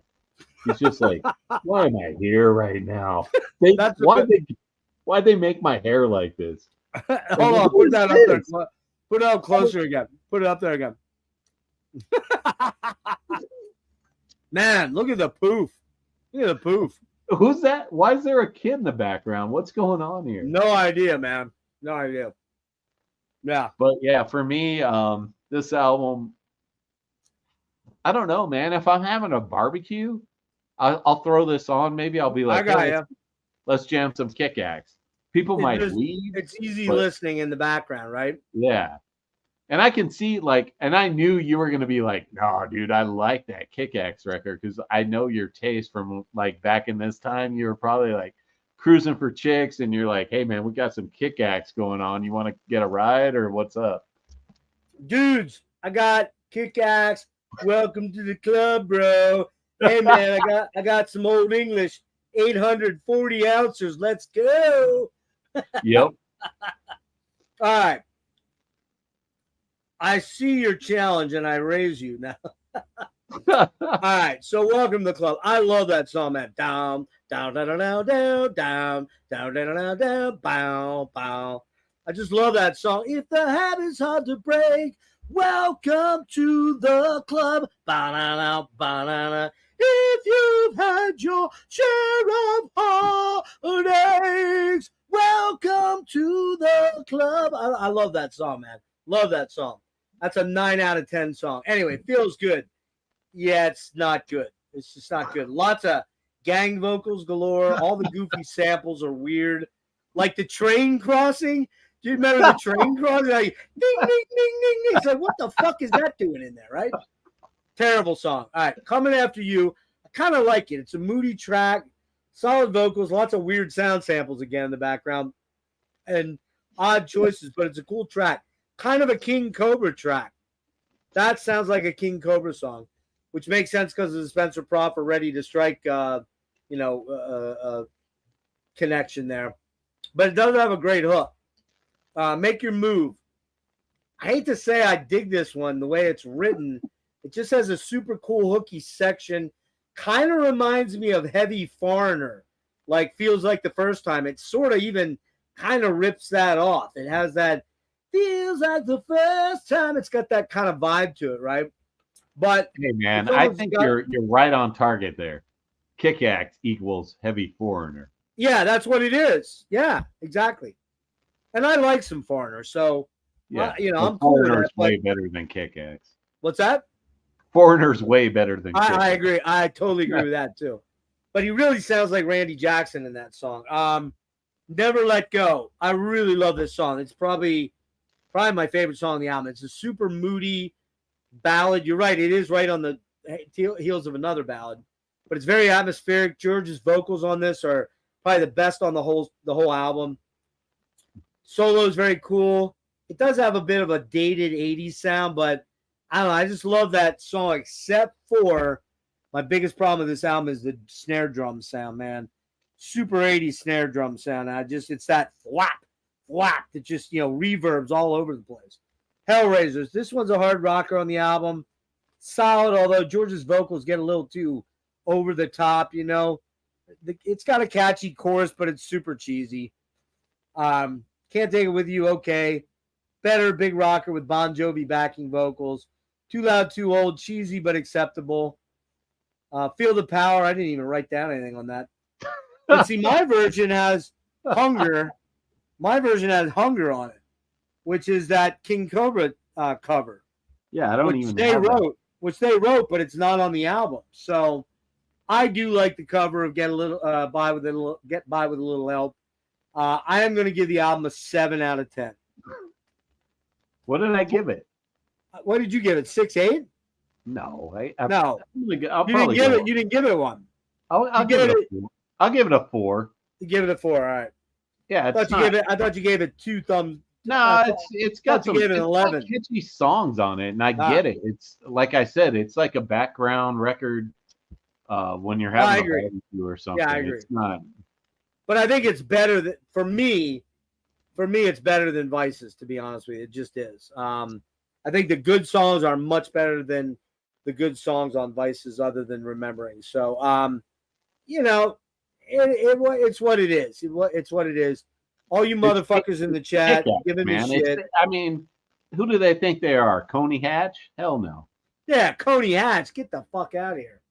Right? Do they think they're Aldo Nova? Come on, man. Not even Aldo close. fucking Nova sold 2 million copies of that first album, man. Get it straight, Jack. All right, so although this album is more of a hard AOR album, much like Icon, they took a decided turn towards the radio. In my album, this album is light years better than the first one, but much less heavier. I dig a lot of these tracks. That said, this album pales in comparison to Night of the Crime, which is Icon's AOR hard rock masterpiece. Why you got to drag Icon into this, man? Because I'm going to talk about Icon again soon. They're coming up. Rock the World, the third one. Check the artwork out on this bad boy. Hell yeah. Man. Fucking rolls. I have a fucking cassette. Oh, look at you. Hold on. Wow, look at that shit. Now, I like how the record label's bigger than the the logo for the band. Yeah, look at that shit. Yeah. Mercenary Records. Is it Mercenary or Kick Axe? Who are we listening to right now? Well, so that guitar on the front there is the bass player's bass. He actually had a bass shaped like that. The videos, the 2 videos they did, he's got that. That's a real bass. Why did you not pull up a video? I think it was for the, well, you know what? I would play that video, Look but how bad the Rock the World It's- logo is. it's terrible. It's so bad, dude. I mean, dude, this is what 1980. What 6? Yeah. Yeah, man. The graphics are just terrible. So this was recorded at Inside Track Studio. They were dropped, by the way, after the second album. No way. But this was put out through Mercenary, Roadrunner in Europe, and Epic Records in the States. Larry Gilstrom produced. It was released at the end of the 86 on the format of vinyl and cassette. Actually, on your cassette album, I think there's a bonus track on there, isn't there? I have no idea. Could be wrong. I know you're excited to look. I don't Yeah. see bonus track, but there could be. It says Epic Records in the States, CBS in the band's native Canada. Roadrunners released the vinyl in the Netherlands in 87, and the smaller label Mercenary released it on vinyl, cassette, and compact disc in the US in 87. The CD, I'm sorry, not the album, the CD is a much sought after collectible, going for over $100 on eBay, $150 on eBay. How much? So does I guess that was a the cassette short. go for? What's that? How much does the cassette go for? I don't know. We'd have to look it up. Right now, guys. Right now. Look at that. It's $50 up, for the it's up for kick-ass- grabs. It's up for grab right now. All right, real quick.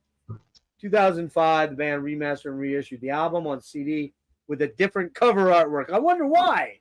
On their own Bullshit, dude. label. That cover rules. Yeah, included is a bonus track, Piece of the Rock, a leftover from Vices in 84. In 16, the UK label Rock Candy remastered and reissued the album on CD in deluxe version, comprising the comprehensive booklet loaded with vintage photos and very detailed band history by Malcolm Doane. Recorded and mixed at the Inside Track Studio in Vancouver, produced at Emil Studio in Surrey, British Columbia. Larry Gilstrom, on a very limited budget, produced it. Similarly as on the Welcome to the Club album, Rock the World includes one cover track, The Chain, originally done by Fleetwood Mac. The album combines the rawness of the debut with the commercial touch of the follow-up, but this album is going harder and never captures as easily as I don't know what the fuck this is from Wikipedia. Anyway, it's considered to be the weakest of the band's 80s era albums. This album has never made it to the Billboard 200. So what do you got on this one, dude? Oh, okay. Let's see. Feel the Power. Oh, Rock the World. Sorry. Killer. Right. I like this opening track, dude. Killer opener. Kind of reminds me of a weak Dokken. Dokken, yeah. Yeah, a weak Dokken. What? Yeah, I hear it. Why do we pick Kick-Axe, dude? All we're doing is talking shit about him. I know, we're talking shit on him. I know. The Chain, another bad cover. Now you're fucking wrong there. That is a good cover, God, dude. It's just a Quiet Riot cash in, man. And they're just trying to do covers to like get a fucking Well, radio. that's a good point. They are trying to do that. You're right. Red Line, it's kind of an okay filler. Devachan kind of reminds me of an Yngwie Malmsteen song, but the chorus is horrible. It changes, like it's a cool song, and then like has this bridge, and it like gets bluesy, and I don't know, it just doesn't make sense to me. Warrior, okay, Kiss shit. We Still Remember, actually some cool riffage and kind of catchy. Medusa, cool bass in this song. I like the bass on this Medusa song.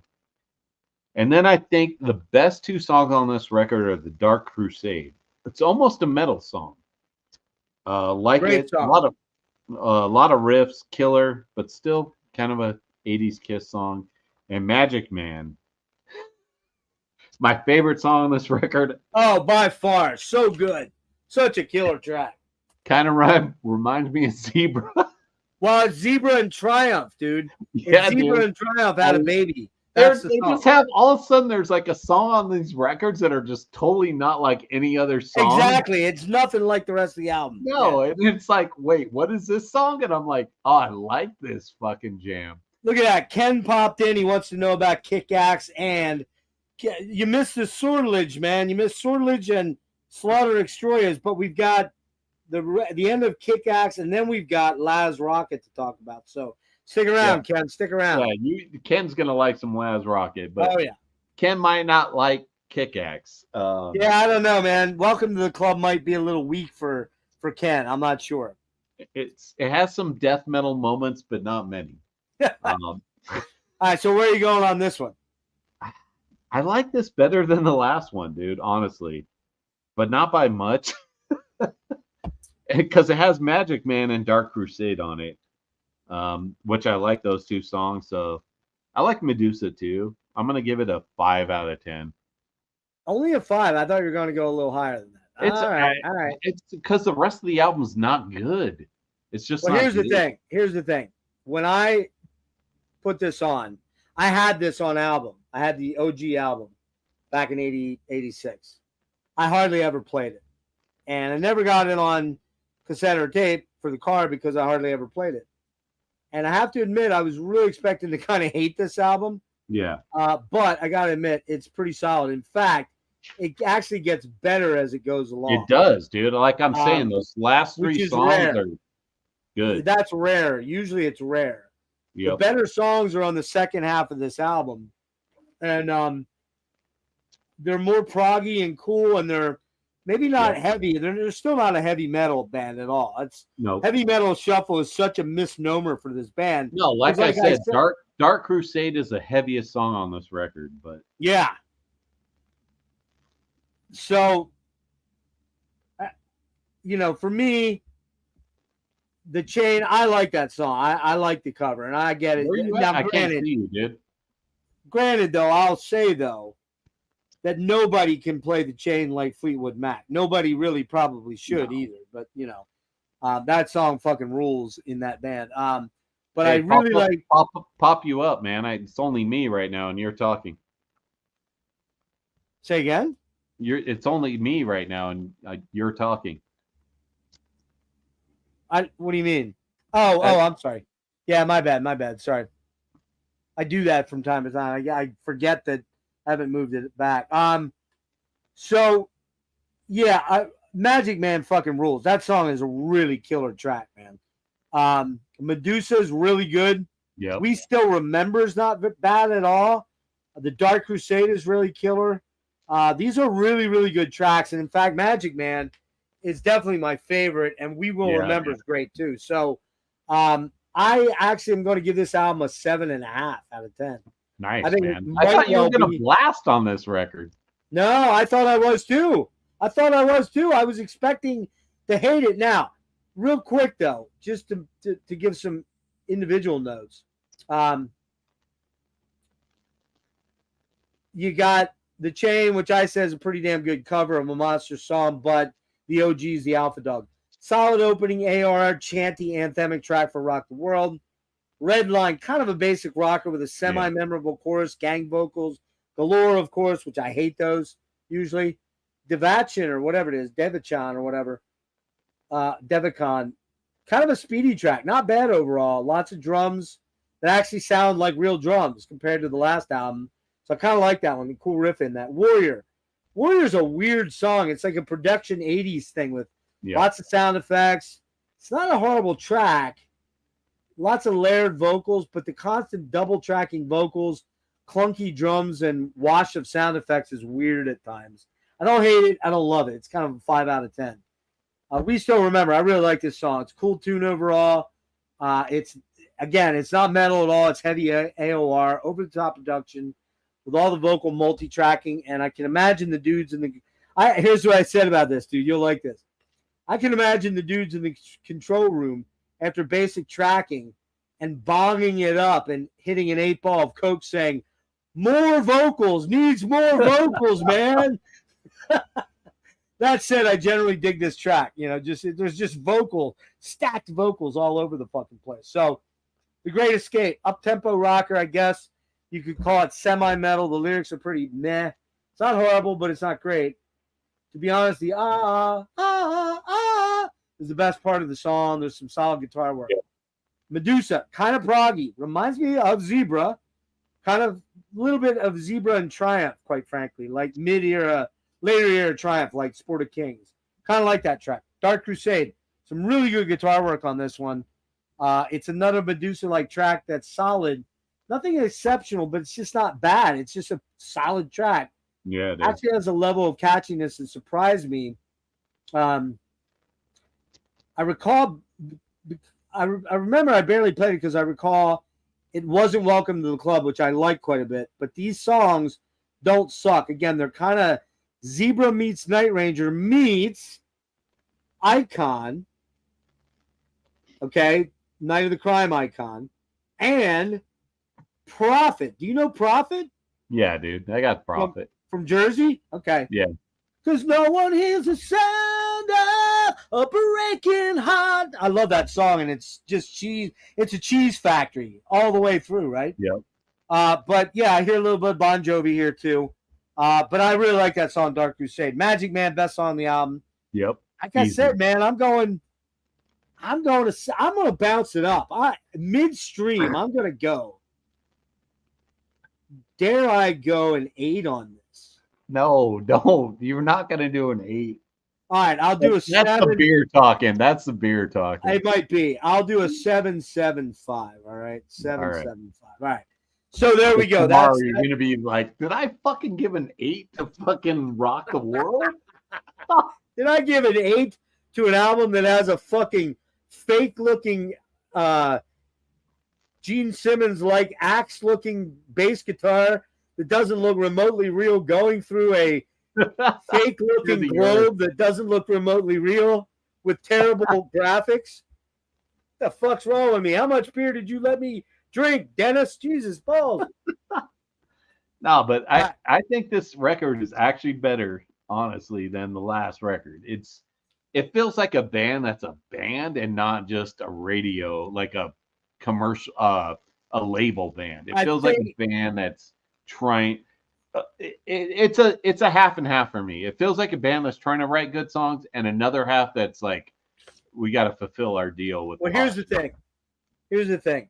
I'll agree with you in respect that as a whole, it's probably a slightly better record. However, I think the really standout tracks on Welcome are better than all the tracks on this album, except Magic Man, which might be the best Kick-Axe song ever, except for the what's the one not coming after you? What's it called? Dreaming Again. Dreaming. Make your move. I think it is. Oh, Dreaming Again. Maybe it is Coming After You. I forget. Or no, it's Never Let Go. Never Let Go is the one that I really love on Welcome. So that gets us to our final band, Dennis. We are at the thrashy portion of our ensemble tonight. This actually, guys, might be the only thrash metal band we've ever discussed on here. I think it is so far, right? It is. Which, we'll get there. A lot of bands to get into that we haven't gotten to. Yeah. So Laz Rocket is from San Francisco. Yep. Thrash band formed in San Francisco, California in 1981.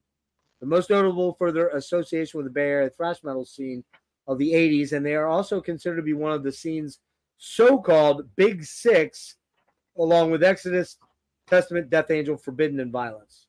Originally called Depth Charge, I kind of like that name. Actually, yeah, it's a cool name. Was formed in the hills of Berkeley, California, by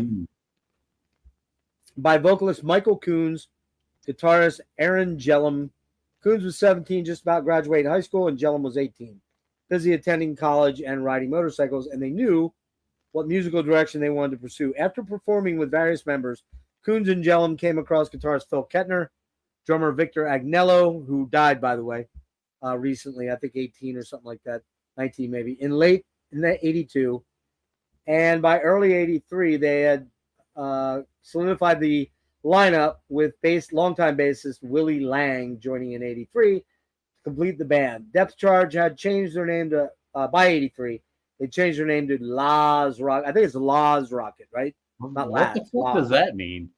Who the fuck knows? It's a cool name, That's a too. I like it, stupid-ass too. name for a thrash band. Let's call ourselves Laz Rocket. Yeah, like, really weird. I think they were like, somewhere I read they were trying to be a glam band or something. Well, I think in the beginning, I would argue they had a lot more in common with Dokken and glam bands than they did with thrash. That kind of Yeah. changes.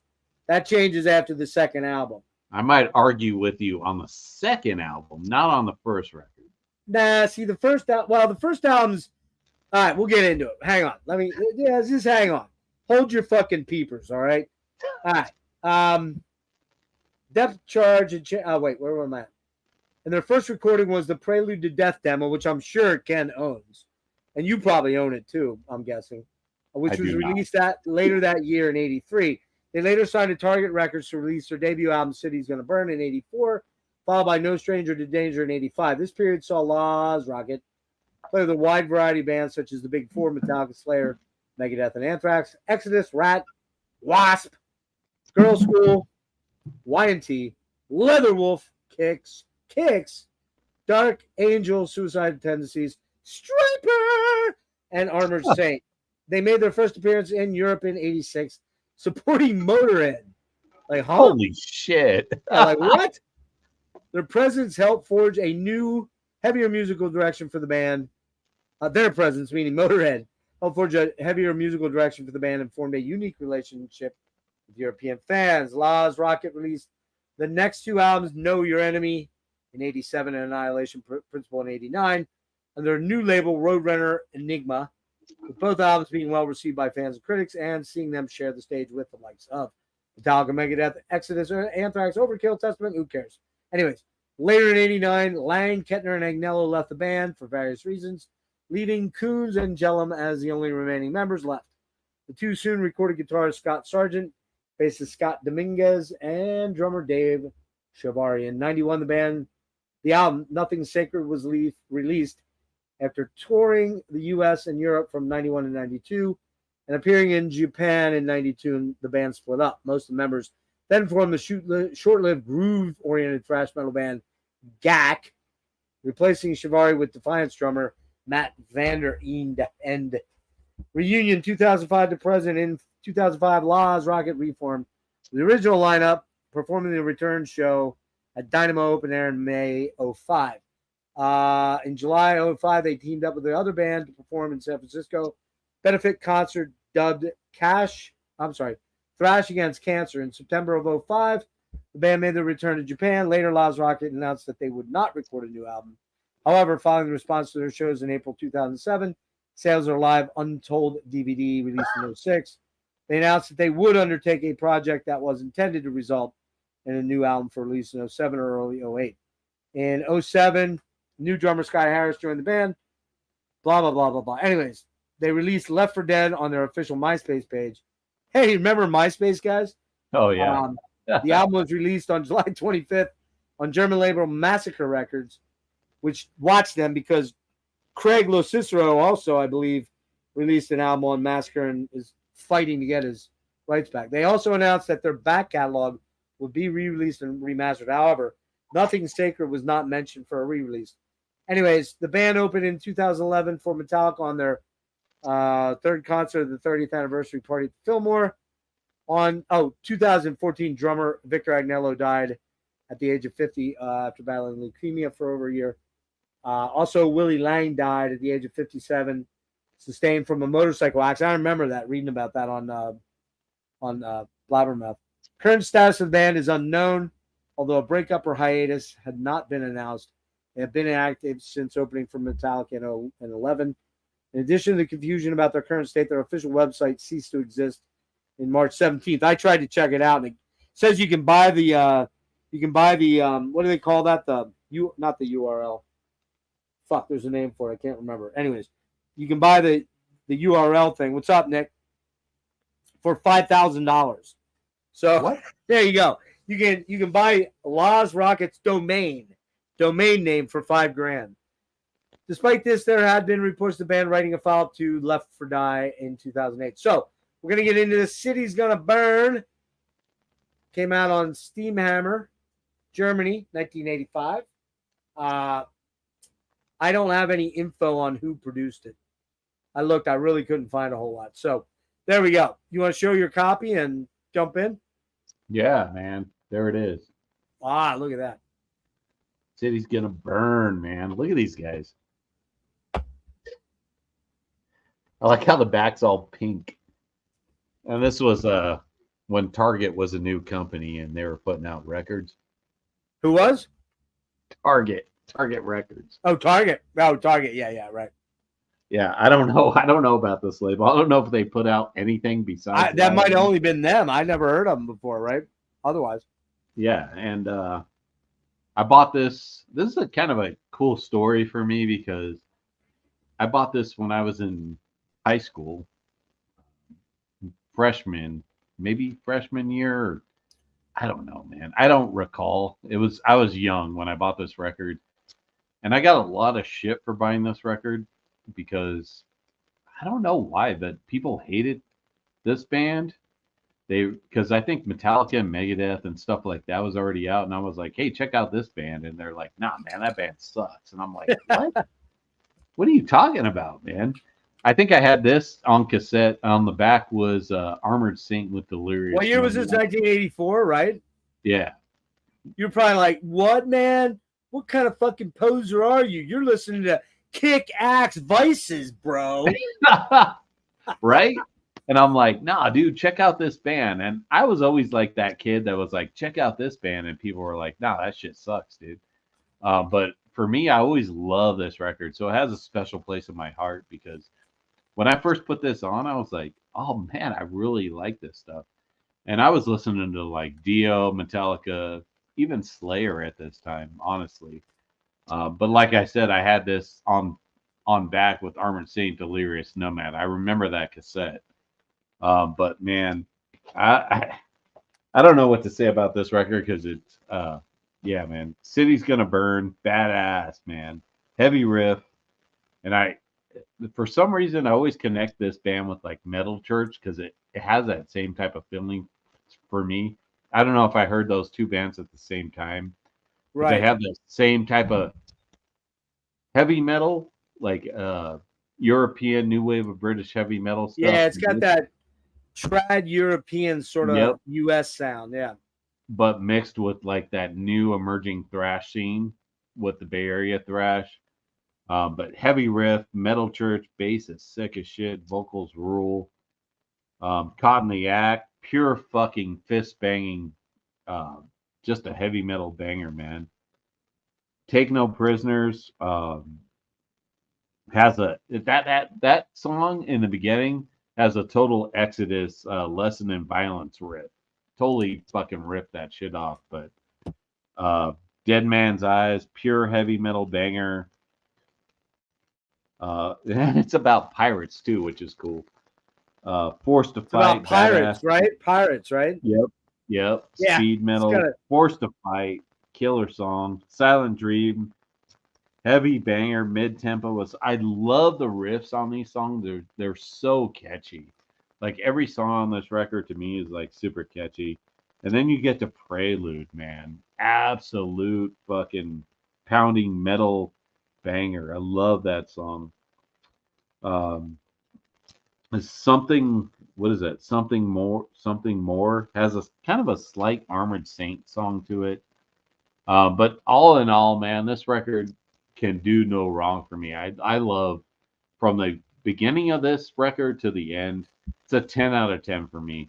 Maybe I was like 14 or 13 when I bought this, so has a special place in my heart. But it still holds up. I never put this record on. I'm like, it's not as good as I thought.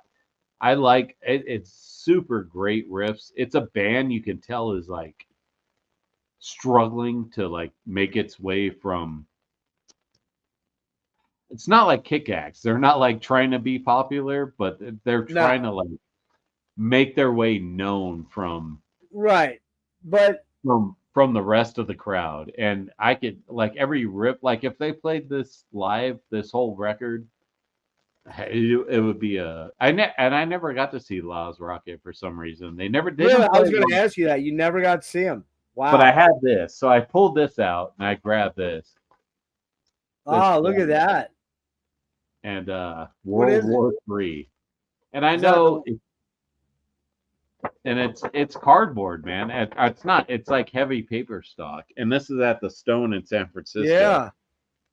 And you got What year's that? What year's that? I don't know. Well, this picture's from No Stranger to Danger. Okay, so it's 80. 1985, 6. Yep. All right. And- Wow. And we're not trying to get off of here, but if you look at the bottom of that, you can see what they don't want. What's it say? No glam fags, please. No glam fags. Yep. Oh, wow. But please, no glam fags, please. Yeah. Interesting. especially in San Francisco. Right? Yeah. They So, were yeah. projecting it all there. All right, so I have a much different opinion of this album than you do. Oh my God. yeah, dude. I'm sorry, man. I like it, but I don't love it. And here's Oh my- why. Here's why. A lot of good riffs.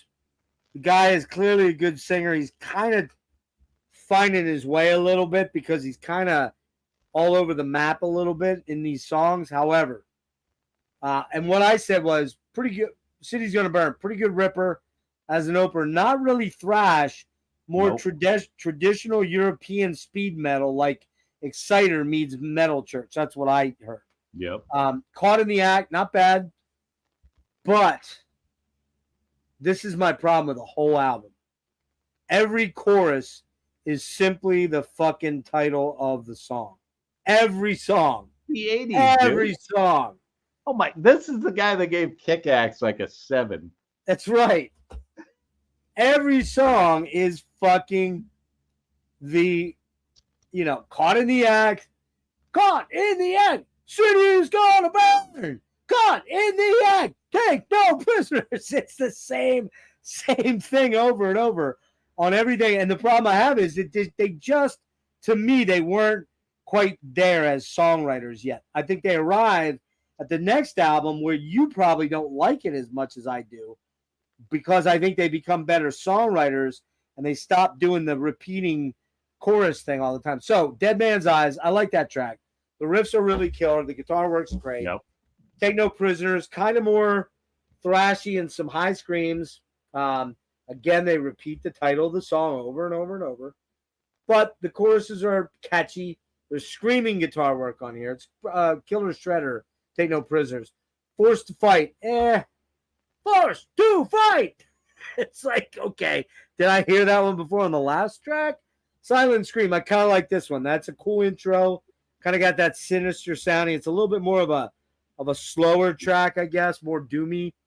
And then you got Prelude and something more. I think I was listening to this while I was making dinner, and I didn't put any notations there. But to me, I didn't put any. That's like the best song on the record, dude. I missed him, man. Sorry, I missed him.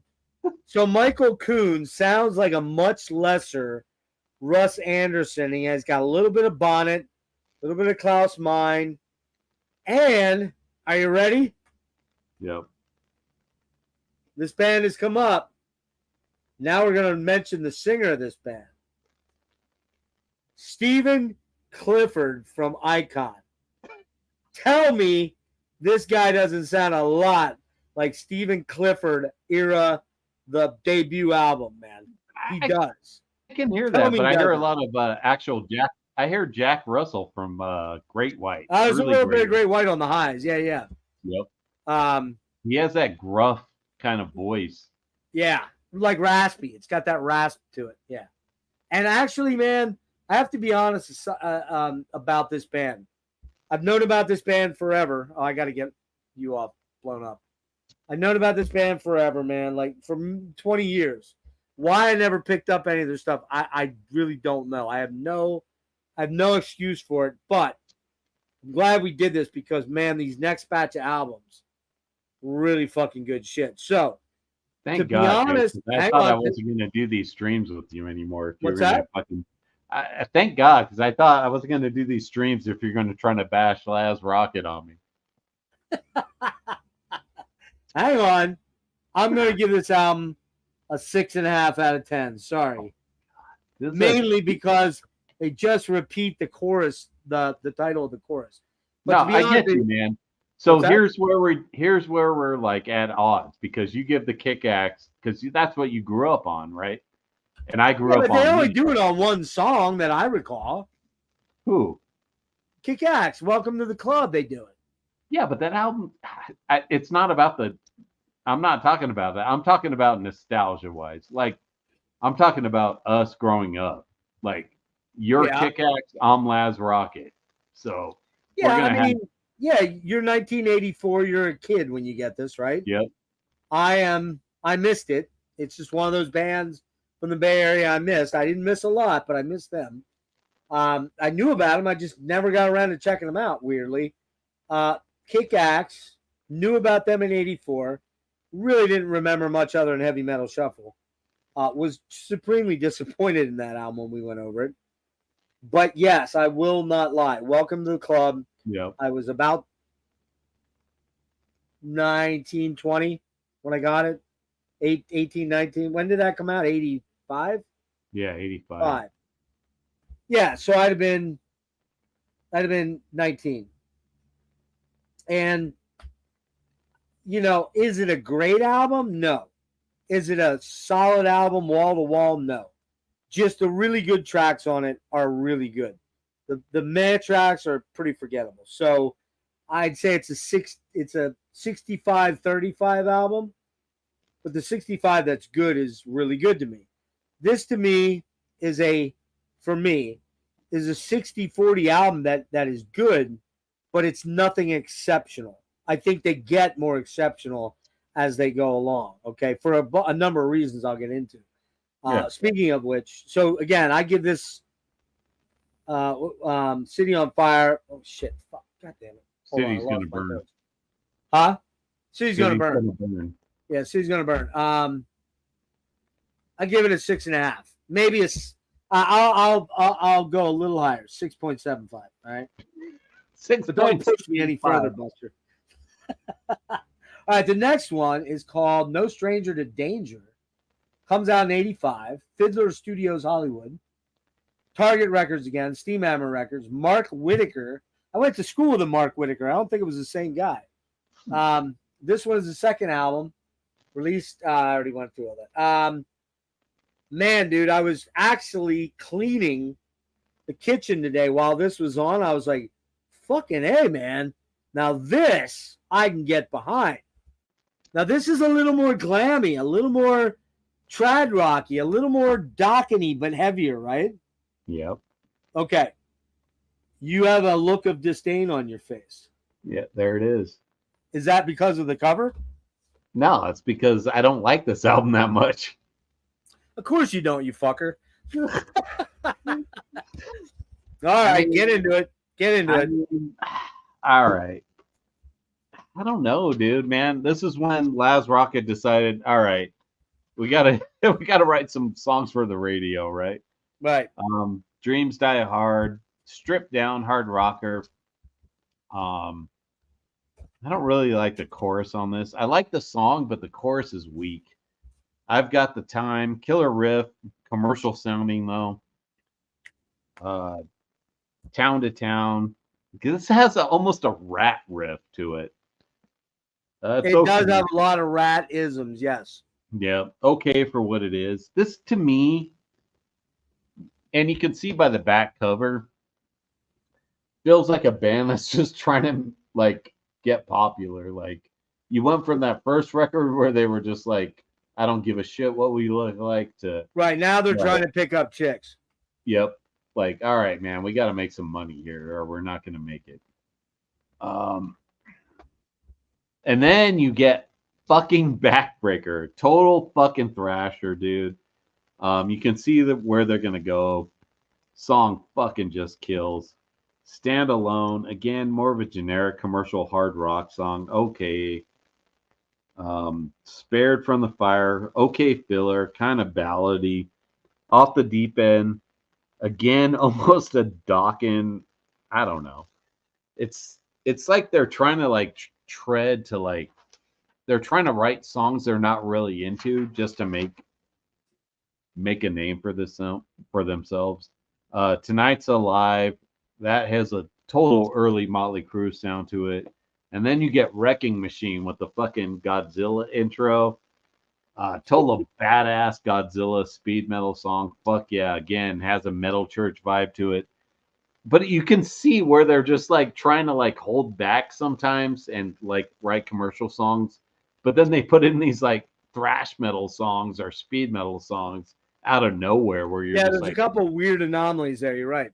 yeah, where you're just like, okay, well, where are we going here? Because like if you like bought the record and you liked like the Rat stuff, or if you bought the record and you like City's Gonna Burn stuff, it's sort of off kilter for me. I Right. like this record more than I liked it back in the day because I was super disappointed when I first bought this record. I was like, okay, so City's Gonna Burn kind of has this, like you said, it's a little underproduced and maybe, but I Samey. like the, It's a little yeah, samey for me. it, and then you had No Stranger where they're like, okay, well, we got to be more commercial sounding if we're going to make any money. But then they're just like, well, let's write a couple songs we actually like to make music for. So that's where it's like, you have like those two, Backbreaker and Wrecking Machine, where they're like these thrash metal, speed metal songs. And then you have the rest of the record where they're trying to like make commercial songs. So it's, for me, when I was a kid, I was super confused. I was like, whoa, where's this band going? Because even as a kid, I was like, this doesn't make sense to me. They don't make a decision. But we're gonna get there on the next record where they made a decision. But for me, this record's good, and the two good songs are really good. I'm gonna give this one like a 7 out of 10. It's still a good record. It's just not. It's not City's Gonna Burn. So, yeah, for me, good record, but not as great as the first one for me. All right. Hang on 1 second. I'm coming. Okay. Where's the thing? There we go. Okay. You know, Frederick gets it. So- No Stranger Danger is a good LP. It's an album of its Right. time. This is 1985. The stuff that's selling is, it's Rat Out of the Cellar, Invasion of Privacy. It's Striper, Soldiers Under Command. It's Almost to Hell with the Devil. It's Warrant. It's Great White. It's a lot of that. A lot of that LA hair stuff is big, right? And so I'm sure they kind of were in this, well, where do we go from here sort of vein. Yes, it's more of a hair. I think the songwriting is much better. I think Kuhn's voice is much more dynamic on here. He's capable of doing all sorts of genres and affects with his voice. Huge jump in production on this one by far. I think Dreams Die Hard, man, super catchy chorus, straight ahead hard rock riffage, not thrash, if anything, very clever hard rock, glam rock, lots of catchiness, but still heavy. Still a heavy song. Still a heavy. It's still, this is metal, unlike fucking Kick Axe, which was just hard rock. This is metal. Okay. I've Got the Time, another ripper with memorable chorus. Town to Town, cringy rock star lyrics, partying, banging chicks, rocking hard. But again, taking shots. What's that? Taking shots. Yeah, taking shots. But a super memorable chorus and great riffs. Backbreaker, speed metal, sort of thrash, memorable riffs and chorus. Standalone, kind of hair metalish like Crew, Rat, kind of sung like that melodically. Probably a radio hopeful song. Probably my least favorite song on there. Spared from the Fire, acoustic ballady, dark track. Cool, great, pretty great track. Little proggy, almost has a Triumph-like intro into the heavy riffy ballad part. Only drawback is the snare drum is very 85 on this. Off the Deep End, great Dokken-ish riff.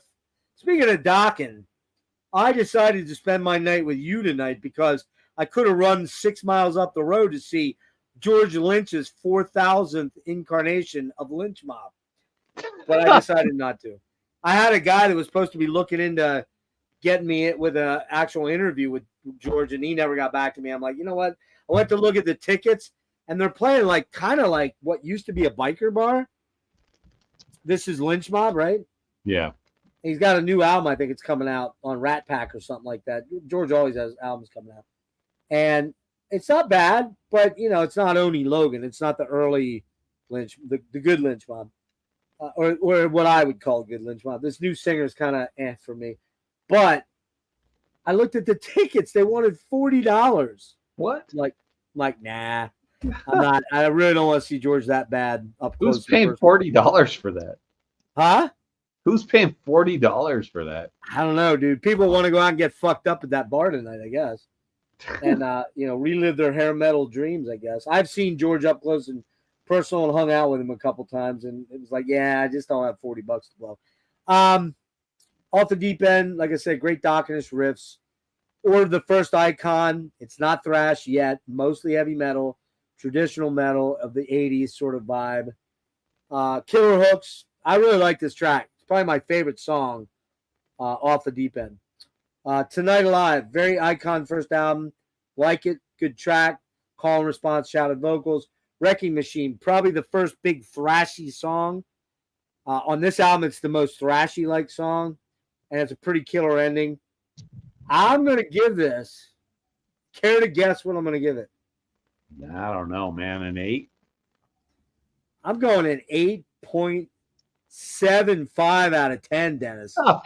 I love this album. I dug it a lot. In fact, it's the only one I jammed twice. What do you think of that? I don't know, man. I mean, I get it. Honestly. You get me. Yeah, you know my choice, my taste, right? All right. So next up, we got. Hey Ryan, what's up, buddy? So we got the next one, which comes out September 16th, 87. It's called. Know Your Enemy. It was recorded at Prairie Sun in Cotati, California. Cotati, however you spell that. Cotati, whatever. Anyways, Roadrunner and Enigma, and it was produced by Roy M. Rowland. So the third album. Again, Roadrunner and Enigma would have been the States, and Roadrunner would have been over in Europe. And okay, we've turned the corner here. This band has suddenly decided, yeah, we don't want to be no wimpy glam metal band, man. We want to get fucking heavy. We want to get heavy. And they do. So let's go from there. All right, there it is. Yeah. Are these all OGs, I'm guessing? Of course, dude. And then you have they got their mascot all of a sudden, which is this Wait, what? Yeah, that's their mascot now. Oh, yeah. Which is like this weird cartoon war guy. I don't know. Yeah, what the strange dude, right? Yeah, I'm not sure honestly why they went with this guy, but they did. Super cartoonish. It's all right. I mean, it's not bad. It's not horrible. It's not bad. What year was this? 87? 87. Yeah. And I don't know, man. This is the record where they decided, all right, we're going to be Bay Area thrash all of a sudden. I mean, I thought they were going there with the first record. Then they tried to get popular, and then they were just like, all right, that's not going to work out. And I felt like that on the second record. Like they were just pushing to try to make commercial records or commercial songs to appease or to make money. But this record, that's a banger, man. Know Your Enemy. Oh, yeah. Just a fucking... I like the intro. Demolition. It goes into... Yeah, it's cool. It's cool. Last Breath. Sounds like an 80s. It sounds like an 80s horror movie soundtrack sort of thing. Yeah. And then it goes into Last Breath, which is a la Exodus, Fabulous Disaster type of sound. Yeah. With kind of a metal church vibe to it. Heavy tape. Well, here's the thing. Let me just throw this in real quick. The thing I noticed right away about this album is the guitar tone. Yeah, the guitar tone is fucking savage. And you know what it is, right? It's that scooped mid Mesa Boogie sound that Metallica kind of made famous with pretty much for Master and somewhat on Fight Fire. Or not Fight Fire, Ride the Lightning. That sound suddenly took over San Francisco, right? Yep. I mean, and honestly, this is maybe a little bit too late for the game. because I'll tell you, I bought this record. I might want to say like in 90 maybe, because I Right. didn't. I didn't get this. I got the cassette version and I bought it. And I'll just tell you right now, I was already into death metal and stuff. I bought this record to make fun of it because the record cover was so horrible and it was like $1. Not this record, but the cassette. Right. And I was with my buddy and I'm like, oh, look at this Laz Rocket fucking record cover. Let's jam this on the way home. And I was like, oh shit, this is actually pretty good. Exactly. Yeah. Yeah. So it was kind of like a joke on me. So Yeah. But a good one, right? That's a good one, yeah. right? Like I said, Hiroshima, catchy, badass riffage, great chorus on that one. Most Dangerous Game, if you guys know like the story of that, goes with that. Kind of a metal church, Watch the Children Pray intro with the acoustic intro to that, and then it goes into great catchy. This should have been a hit, man. That Most Dangerous Game should have been a hit on MTV. Reminds me of Queensryche, man. The way he sings, A little bit, yeah, a little bit. his Yeah. vocals and the way the song goes reminds me of. You're talking about Most Dangerous Game, right? Yep, Queen of the Reich. It reminds me. Yeah, of. I definitely hear Queensryche. I hear Proggy Maiden on that Yep. one. So And his scream on there is smokes, man. the thing with Laz Rocket is they were never like, oh, they're thrash or they had this kind of like weird like anomaly of like they couldn't pigeonhole. You couldn't pigeonhole them exactly in a place, and I think that actually hurt the band. You did. Yeah. And he's a great vocalist on this song. This dude can sing, man. Shot to Hell starts with kind of these high screams, kind of like a Tom Araya type of screams on that song. Really cool. In fact, I'll go so far as to say that other than maybe Russ Anderson and who's the other guy I'm thinking of from that era? Fuck. Shit, I had it. Oh, where'd it go? Oh, I can't think of the other guy. I mean, Russ Anderson was the real vocalist of that San Francisco scene. Like, he's the guy that could kind of do it all. Yep. But now that I've kind of dug into this guy, I'm like, oh, wait a minute. There was another guy. Oh, Carl Albert from Vicious Rumors. Yeah. I think he was fucking phenomenal too. Those guys were what I would call the real singers. You know what I mean? Because Hetfield and Araya and even Chuck. Chuck's pretty good though, but Chuck isn't like a really good clean singer. He can do it, but he doesn't sound like these guys. He can't do what these guys do. You know what I mean? Yeah. And so this guy is pretty special. I got to be honest with you. He is. He's very like he's all over the place as far as like I mean, his vocal range, he does all these different things, which I think, like you said, hurts the band because nobody wanted to like hear that. They wanted to hear like a specific sound, especially at this time. But and then Say Goodbye, Motherfucker, chunky, heavy Judas Priest kind of riffage with some Testament style jams on that one. I love that song too. Self Destruct has a Exodus feel it vibe to it, crunchy with killer vocals. Means to an End starts off acoustic, kind of maybe their radio song that they wanted to do, but still it has this kind of vocals in it, but it's still a cool song. I'm Electric, upbeat rocker with some cool riffs.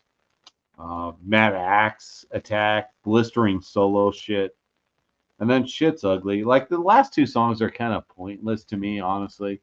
Kind of hurts the record because the last song's just kind of them jamming, kind of goofy. It's weird, and the Mad Axe Attack is just an instrumental. Yep. So the last two songs almost seem like we got to add two songs on here. Yeah, we got to throw two tracks on quick, right? Yep. But other than that, man, this record's a banger. And I feel like in general, Laz Rocket's very original as far as all the Bay Area bands go. They had their own sound, which Oh, really? Yes. Yeah. Yep. and But the good problem vocals. was that they didn't lock in on one specific sound. Yep. And they kind of straddled a lot of genres. They had the early speed metal kind of thing on the first album, Yep. you know, Exciter, you know, maybe not early Sodom, but just that speedy thrash, right? Yeah. But it wasn't really thrash yet. It really wasn't Yeah. thrash. It was more speed metal, heavy, Yeah. new wave of British heavy metal. Yeah, like speedy new wave of British heavy metal. And then the second album, they go kind of dark and glammy, but good. You know, they were good. It was a combo of the best parts of Rat and the best parts of Crew and you know all the good stuff. Yeah, and then they had like 2 like thrash metal songs on there too. And then they have a couple all out thrash metal tracks. Then they come over here and they're like, okay, we're gonna be a thrash metal band. Yep. But everyone's kind of like, well, what are you doing? Where are you going exactly? You know, we want to go along for the ride, but you're fucking, you know, you're doing a lot of roller coasters on us here, guys. And even some of the songs get a little proggy, which I'll talk about here quick. Demolition, like I said, apocalyptic, cool soundtracky, 80s soundtracky thing, pretty cool. Last Breath, killer riffy bastard. Yep. Harsher, less 80s hair tone, more of that scoop mid Mesa sound, way more thrashy, heavy and more crushing. Take your last breath. You know, that part is way more assaulting. It's way more fucking in your face, rip your face off sort of stuff, right? And then you get Hiroshima, another rager, slamming, heavy face shredding, fast and heavy as fuck. Most Dangerous Game, very mysterious and pensive opening, sounding almost like a proggy Maiden track. This track fucking rips, and Mike has some killer screams in it. Just smokes. Probably my favorite track. I think it is. Shot to Hell, screaming intro over bass and drum. Crushing, man. The drums so much better on this album than the last album. His screams on this track are worth the price alone. Monster ripper. Say goodbye, motherfucker. MF, I think is what they mean there. Yeah. Chugging riffery. Coons snarling. Gnarly, beefy, chugging riffs. Piercing vocals. Very Metallica sounding, that song to me. Very Metallica, like Ride, maybe For Whom the Bell Tolls, sort of chuggy. Maybe a little bit into, you know, Master, maybe Leper, not Leper, not Disposable, because that's too wild, but what's the, what's it called? God damn it. Battery a little bit. Self-destruct, creepy, snaking riffs into a galloping chug fest that definitely has an early Metallica sound, especially because of that down picking shit. But it's got a weak chorus, that Self-Destruct song for me. Means to an End, really cool, almost proggy track. Really dig this one.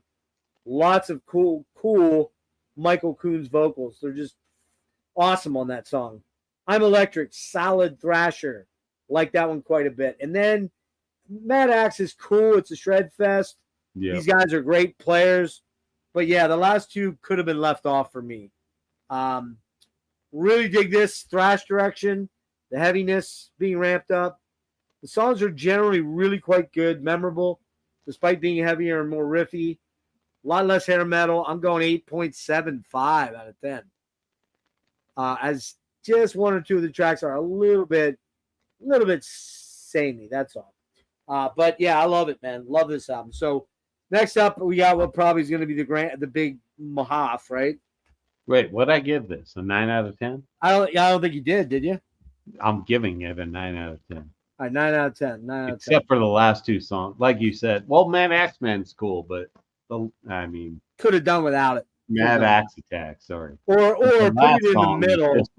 They could have put it in the middle and wrapped up with like Shot to Hell, or even Most Dangerous Game would have been killer at the end, I think. Yeah. Shit's Ugly is just they open with the beer. Shit's Ugly is just like they open with a beer can and like chug it, and then it just goes nowhere. Yeah, exactly. Yeah, it's kind of pointless. Yeah. Yep. Okay, so the last one, or next to last one, because I'll review the last one real quick myself then. Comes out February 8th, 1989. Prairie Sun Recorders and Cotati, California. Roadrunner Enigma. Roy M. Rowland. This is the final album featuring a classic lineup. A music video was done for Fire in the Hole. And what you got on this one, dude? Oh shit! All right, I do love the artwork on this. I love the artwork. All the crazy colors. You got the guy again from the first or from the last record. Yeah, now he's nuclearized, right? Yeah, he's nuclearized. but he's got some missiles on his back. But I don't know what's going on here, honestly. He's doing a concoction on the back. You got some tubes and stuff. I have no idea what's going on here. Again, this is kind of a band that had like little to no direction of where they were going. They were just like coming out with stuff. Just kind of slamming in there and see what would stick. Right? Yeah, it's like what's going on here, man? Is this nuclear assault or like it's just and I feel bad for this band. You're right, man. The cover is very nuclear assault, isn't it? It was they were so good, but they just I don't know, they just couldn't like find their niche with people. Yeah. But I think on this record, especially Fire in the Hole, they kind of got that MTV would play the video, so and they had like a production on the video where they had the mascot guy running around with a gun and doing some shit. And so they got a little bit of recognition on this. For some reason, Laz Rocket they were never like, oh, you like the band Laz Rocket? Oh, that thrash band? They just, I don't know, man. For some reason, they just never got. Somehow the mainstream media kind of just didn't get behind them. And, you know, they weren't on a giant label. Although they were on Roadrunner and Enigma, you thought that would have done them better because Enigma was tied in with Metal Blade, right? They had a distribution deal with them. But somehow, I don't know I think, honestly, dude, it was their kind of indecision about exactly which direction they were going to go. Right. They were like, and I'll kind of go over that with this record because you can hear a lot of different ways they're going on this record. I mean, honestly, it's thrash, but you can hear a lot of different things on this. So on this one, Fire in the Hole, kind of a classic Bay Area thrash song. I think that's their commercial thrash song. Right. Killer, but cool double picking riffage and chorus. Fire in the Hole. Dun, dun, dun, dun, dun. You know, it was catchy. They had a video. Yeah. And then you get into Mob Justice, dude. Oh my God, this song fucking rules. I love under the gun. They never miss it. Mob Justice. Yeah, the fucking riff on this song is just heavy as shit. Killer. Just a crushing song. I wrote on this, turn this shit up. Like, that song rules. Yeah. Chain of Fools kind of has some Anthrax-inspired riffage to it. It has, like, these Anthrax-inspired riffs, but they don't sound like Anthrax. They do, but the production is different. No, I hear you. Yeah, a little bit of Armored Saint, too. Yep. Sound different, but somehow and I'll put in Overkill too because they have that kind of punchiness to it. Yeah. And then Shadow, Shadow Company, cool haunting acoustic, kind of a Metallica chug, and then it goes into like a Testament kind of thrasher. Chorus is killer on that one. Bad Blood, another upbeat speed thrasher.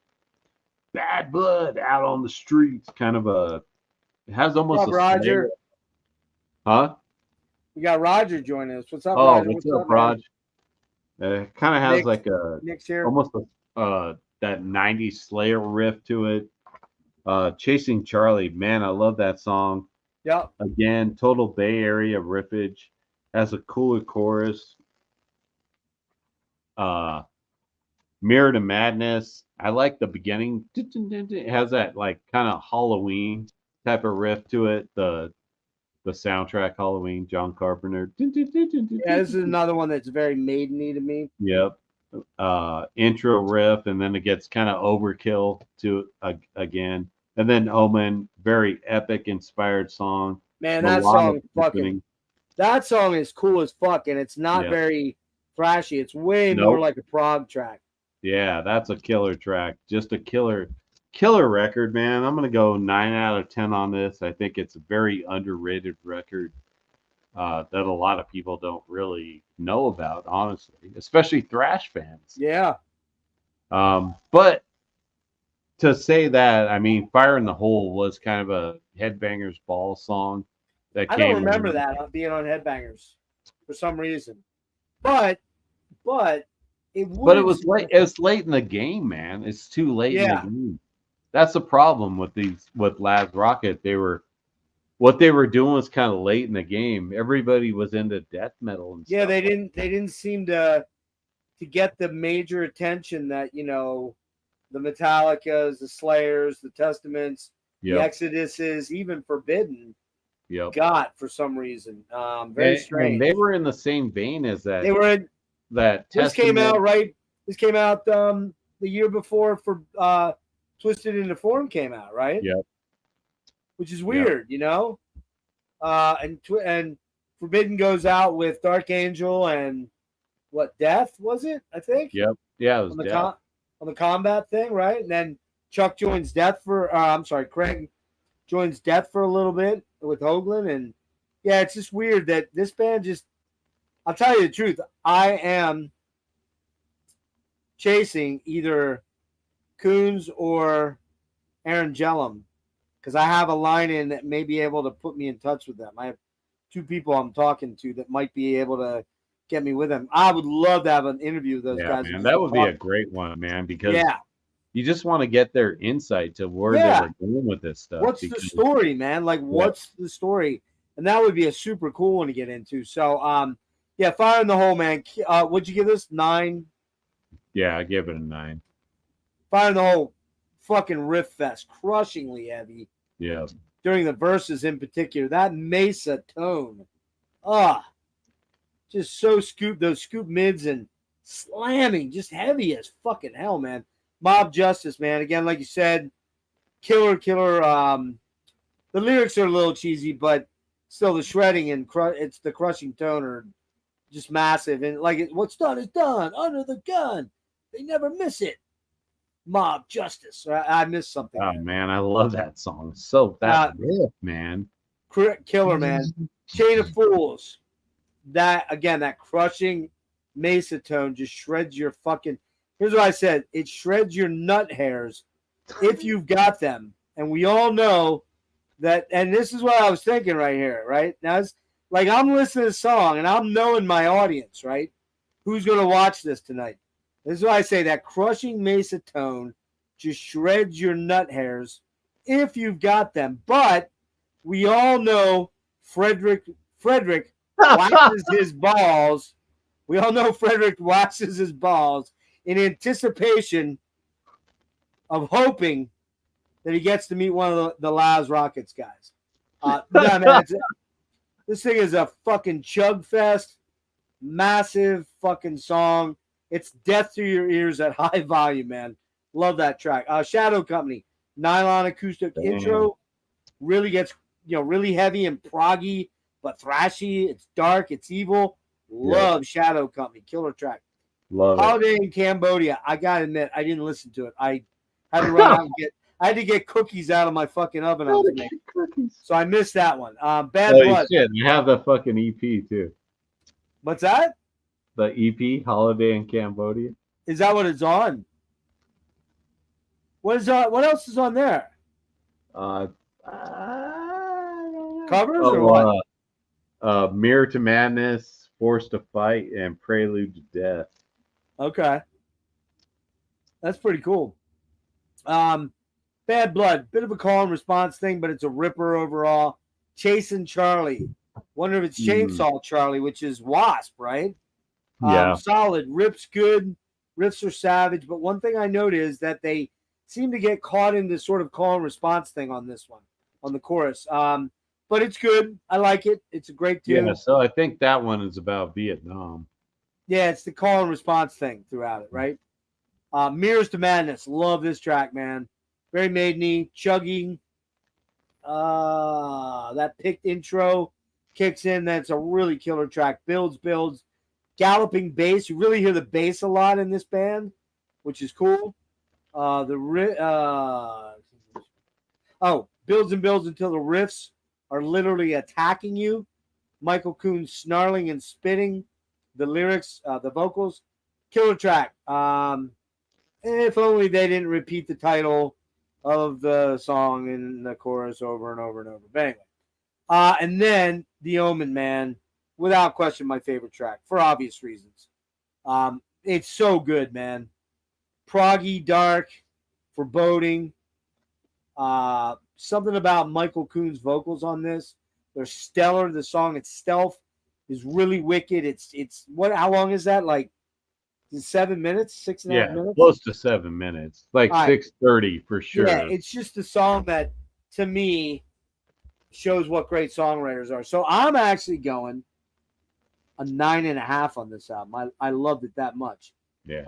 There's one or two mediocre tracks, but really, for the most part, it's just kick fucking ass, man. Kick fucking ass. This one smokes like a motherfucker, right? Yep. Lots of dark killer souling on as well. The guitar playing in this band just got better and better and better every album. Like, just these guys were stellar. Now, I did listen to 91's Nothing Sacred, which came out November 27, 91. And you got to remember, 1991 now, we're getting into the grunge thing. Pantera's kind of... When was Cowboys? Is it 90? Oh, yeah. Frederick says Leatherface, man. That song rules, too. Oh, I don't know that. What's that? They did the song for Leatherface. Oh, yeah, I didn't know that. And then, Damien, Every Dog. That's a killer record, too. So Nothing Sacred comes out, and it's released 91 on Roadrunner. Enigma. It's the only one of the release of their albums to feature 3 different members. This was thought to be the last album until 2008's Left for Dead. Man, dude, you have not heard this? Oh, no, I have. Oh, okay. It fucking ruled. I love that record. It was 90, so I didn't put it in my list. It is fucking slamming heavy. Yeah, man. that's their fucking full-on thrash record. Might even be the heaviest album they're doing. Yep. It's just unreal. Easy, man. Name of the Father and the Gun. The riffage and bass is scary on this song. Straight savage. Coon sounds harsher and more raspy, but fuck, this is seriously heavy shit. Into the Asylum, man, they up the level of heavy and savageness already for this album. Coon sounds killer here on this song. Just slamming. Greed Machine. Drums sound savage on this track. The riffing is insane. Very Metallica. You have to say it's very much a Lightning or Master Puppet sort of sound. Insanely super savage. Killer fucking heavy song. Yep. Shreds balls. Probably Frederick's balls. Just guessing. Let's see. Hang on. I'm having issues with my camera. Hold on. Come on, man. What the fuck? Sorry. I have a really nice high definition camera, and sometimes it gets knocked off. So Green Machine Killer, Too Far Gone. Man, I mean, the Master of Puppet riffs on this one. This one is very Master of Puppets, this particular song. But more savage. Way more savage than Metallica. Way more savage. The bass is Crazy Eye in the mix on this song. Feral. This shit's feral, dude. This album is fucking feral, I think. Yep. The guitar playing is harrowing. Curiosity Kills. Frenetic speed. This fucking savage. It's just savage thrash, man. This is fucking... People talk about how fast Slayer is, man. I don't know. This album, to me, pisses all over Slayer as far as savageness and speed. Suicide City. The opening sounds very much like an opening riff off of Metallica's, off of And Justice. I'm thinking Blackened. What's it called? Blackened, right? Justice. Oh, Blackened. Yeah. Here's the problem with that record, and I love the record. Don't get me wrong, Jeff. It's just 91. It's way too late for this record. Oh yeah. Way too late. Like, Yeah, I agree. it's Savage, but there's already all the Entombs and fucking Grave and all those bands have come out, and then you get a Savage thrash record. Nobody gives a shit. It's Well, it's true because Metallica's. When did Metallica put out the Black Album? Was that 91? 90? 91 or 90. Yeah. Yeah, so that changed the landscape. Everybody wanted to be on the radio then, right? Yep. And this album is not a radio album at all. Nope. So I give them props for that because they're like, fuck you, we're just going to do what we want. I give them props for that. Enemy Within, slow compared to the rest of the album. Singable refrain, pretty good chorus on that one. Nobody's Child. That's the big ballad on it. Gotta say, man, that song is killer. Nobody's Child. It's just a ballad, but it's so good, man. Flamenco guitar all over it, really killer. Silence is a Lie, galloping, crazy, spiraling riff, savagery, holy shit. Shit's wacky, man. Heavy as balls, Necropolis, riffs, and solos and riffs, savage. Man, I gotta be honest with you, dude. I was tempted to give this a 9.5, but I just didn't have as much time with it, so I'm gonna give it a 9. I realize I've got like 5 albums I gotta pick up here. And let me show you something. I just looked this up. On Amazon. Look at this. Oh shit. $65 for the CD of Annihilation Principle. Yeah, I'm not doing that. I got the CD too. Huh? I got the CD too. We need to send that to your bro, man. Your bro Cephas here. Here, look at that. City's Gonna Burn. 1999.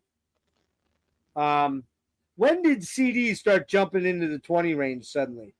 Yeah, but am I missing something? You got to watch out for that City's Gonna Burn because they like remastered it. It doesn't sound great. $22 for No Stranger to Danger. So I got to go look on eBay and hope to run into something otherwise. You know, I'm not the biggest vinyl dude, so I'm not going to spend crazy money on vinyl. But I bet you those vinyls are fucking insane for OG pressings. But yeah, man. So wow. So we did 12 records tonight. I always love hanging with you, my dude. It's I wish we could do these more regularly, but you know, we gotta have time to recharge. And as you said, every time you turn around, I'm doing a new fucking video of something. Which, but that's not totally true. But there has been a lot. There might be a little bit of a lull now. Speaking of that, what's going on over on your channel? Oh, look who stops by. Look at this guy. Now he stops it. Casually late. You just pick. Where'd you get that at? Oh, they have been reissued. You gotta tell me where, Brian. You gotta send me a link or something. I don't want to get fucking jacked. And I want the CDs. So if you got a good place to go, let me know. I just want Nothing Sacred. You want what? Nothing Sacred on CD or vinyl or whatever. Okay. What's going on your channel right now? You've been doing a lot of response videos to all these. You know, I realized something. I realized why my channel isn't growing like everybody else's. Because I never do these challenge videos. I never put anything in for other people's 200 this or 600 that. It's not that I don't care. It's just I'm too fucking lazy to do that. To be honest with you, I'm super fucking lazy doing You're not lazy, dude. You do like 500 videos a week. Well, no, but I mean, I'm lazy to do those response challenges. I don't know why. I just am. Although I was going to do yours. Did you do yours? Did you pick already? What? Pick what? No, dude. It's going out to the 10th. It's going to the 10th? All right, I'll do one. But here's what I'm going to do because I'm lazy as fuck and you know it. I'm going to do like Kellen did the other night. I'm going to do it live. I'll do it, dude. That was fucking amazing. Cool. That was awesome, man. It was. It's fucking cool. I jumped in and threw a couple zingers in there about you. I think I said he pulled up something. I said OG Press would never be okay with that because it's not an OG Press. But yeah, so So what do you got going on other than that? You got anything coming up? I got a grindcore special coming up. It's the history of grindcore, like from the inception of grindcore. It's gonna take me a while, and then I'm gonna do a Bay Area thrash one that comes from like the starting of Bay Area thrash, like with demos and stuff like that. Bands that people don't talk about so much. So that's gonna be a cool one. Devin knows me well. He says I'm going to show 10 copies of Fly By Night. He might not be wrong about that. So Fly By Night's a good record. here you go. Okay, Brian hit us with Storm Spell Records has Law's CDs for $10. Oh, I'm heading there right now. I'm heading there right as soon as we end tonight. Speaking of ending tonight, does anybody want to hang out? Do you want to hang out? Yeah, I'm good. All right. We will end here in about 5 minutes, and I have a separate stream set up, but I really got to piss in a minute here. I have one more big beer left, so we'll get that started. I sent a text message out to Brian, Nick, Devin, all you fuckers. So jump on in about 5 minutes, but let me just wrap up with a couple of show notes real quick. Dennis, you should do that challenge that Kellen hit you up with about the hip hop, or did you see that? What did he say? He wants to do a West Coast. Oh yeah, Hip- let's hip hop versus- metal hip hop pairing. Yeah. Okay. I'm down. I think that'd be great. I don't like that music, but I'd watch it just to watch you guys talk about it. Do you have any like big like aren't we due to do one on your channel? Yeah, we're doing a top 20. No. Yeah. Top 20 thrash metal songs of all time. Top 20 thrash metal songs. Yep. All right, I can keep that in the 20 range. I won't go to 50 on that one. Yeah. Yeah. When you gotta let me know when you want to do it. For me, you and I got to get together on a dad episode too. We got to figure out a band to do. We also got to figure out some bands to do for the next one, right? Yeah. So let me pull up my list. And I had an interesting one. This maybe doesn't qualify as metal, but I think it kind of does. I'd kind of like to do this band. Okay. All Fields right. of Nephilim. Yeah. Yep. 3 albums there from the 80s. I think that'd be a cool one to talk about. Also, you guys, if you want to throw some bands in there, you can throw some bands in the chat. 80s, generally 80s bands or early 90s bands. Metal, quasi-metal, like Fields of Nephilim. They're goth, but they're also metal. If you want to throw some stuff in there, Tim, I disagree. I disagree with you. We're going to have to respectfully disagree. I do like some Kick Axe. What Kick Axe needs is the greatest hits, because that's all I need from them. But, Dennis. It's not a gem. I don't know if it's a gem. Kick Axe isn't a gem, but I think they need to be talked about, honestly. Yeah, that's the thing. We want to talk about these bands, man. That's the thing. That's really what it's all about, man. We want to talk about bands that a lot of people just don't talk about, right? So hang on, man. I'm trying to. Here we go. Jaguar. Yeah, I only Do you have have any? one. Do you have anything listed? Do I have what? Do you have anything listed? Bands. Accept. We should do Accept. Accept? Yep. Are they really forgotten about though? I guess the Udo period, right? We already did Keel. Oh, yeah, we did Keel. Let's do Keel again. No, let's not.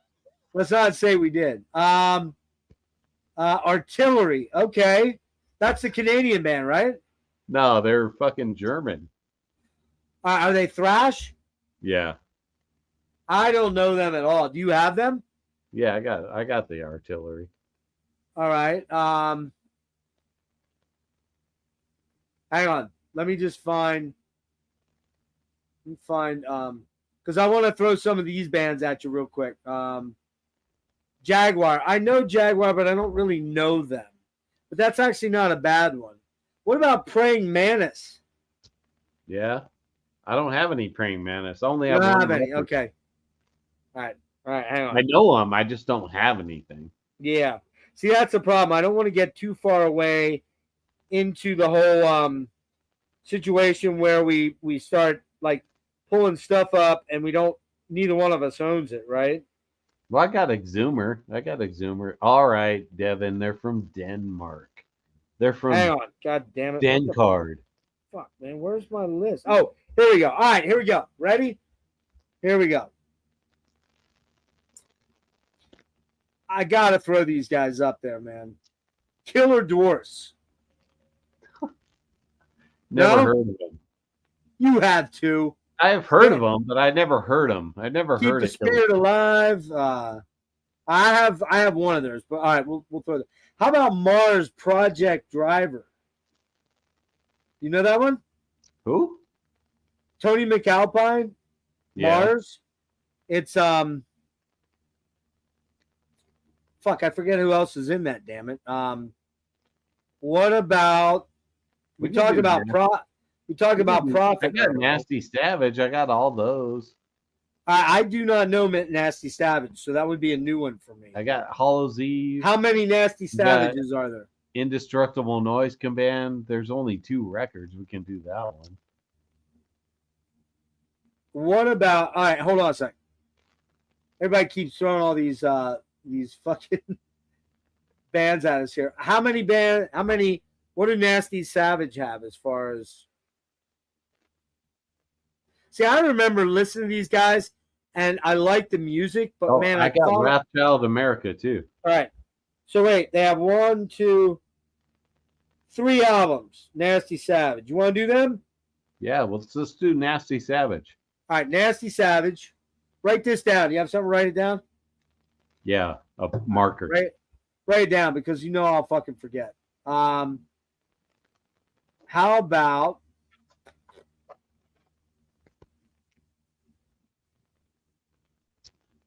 I want to do. Wait, what the fuck happened? Okay, here we go. I want to do.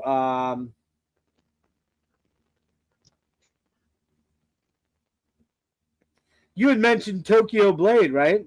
Yeah, we forgot to do Tokyo You got some of that, right? Yep. All right, let's do Tokyo Blade. How many of the? So that's 3 for Nasty Savage. We got Tokyo Blade, which has 1, 2, 3, 4, 5 albums. Holy fuck! Devin. Devastation, except the first. That's my favorite Devastation record. I'm the only one that loves that fucking record. All right, 5 albums from Tokyo Blade, so that's 8. I think I want to do some Blue Murder, dude. What do you think of that? I don't know Blue Murder, but I'll do it. You know who it is, right? Yeah, I've heard of them. John Sykes, Tony. Fuck, man. Tony, the dude that was in the Firm, the bass player. Son of a bitch. I forget his name. Tony. I keep wanting to say Tony Martin, and that's not who it is. And John Sykes and Carmine Appice. I think there's 3 albums. Let me see. Tony Franklin. Let me see what's in here. So we got 89 and 93. 2 albums by them. So that's how many albums we got? 8, 9, 10. And we'll do one more band with like 2 albums. 2 or 3 albums. Yeah, let's do Devastation. What? Devastation? Yep. You have them? They got 3 records, yeah. Where are they from? I don't know, man. Arizona or New Mexico or something like that. I am. They're from Corpus Christi, Texas. Okay. Okay, they had 1987, 1989, 1991. So 3. So what's that put us at? We're at three for Nasty Savage, right? So 13. Is that 13?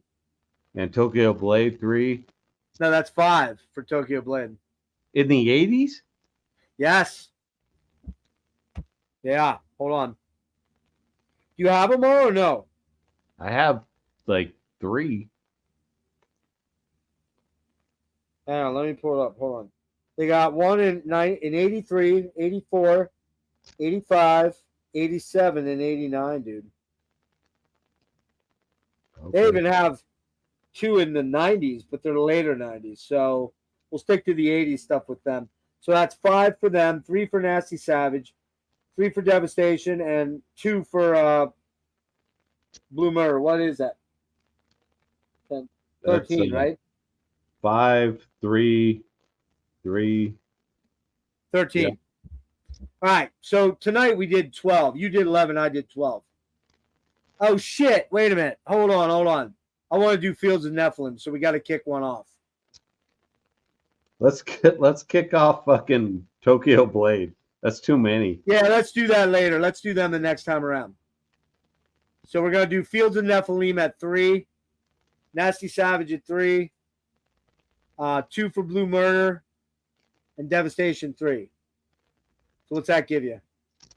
So you got 3, 6, 9, 11. Let's stick to that. That's doable, right? Yep. And it's 4. We were trying to do like 5 and 6 bands, and it just gets so, especially if you're like me and you're doing 8 million things, and then suddenly next thing you know, it's 2 days before the thing, and I couldn't even get it done this past Thursday, because my interview interfered with everything. So yeah, let's do those bands. So everybody cool with that? Fields of Nephilim, 3 albums in the 80s. Nasty Savage, 3 albums in the 80s. Blue Murder, 2 albums in the 80s. Devastation, 3 albums in the 80s. Yep. So we're almost all 80s. We got our kind of alternative with Fields. We got our thrash with Devastation. Yep. Thrash with Savage, and then Blue Murder's kind of quasi proggy hair metal, sort of, but heavier.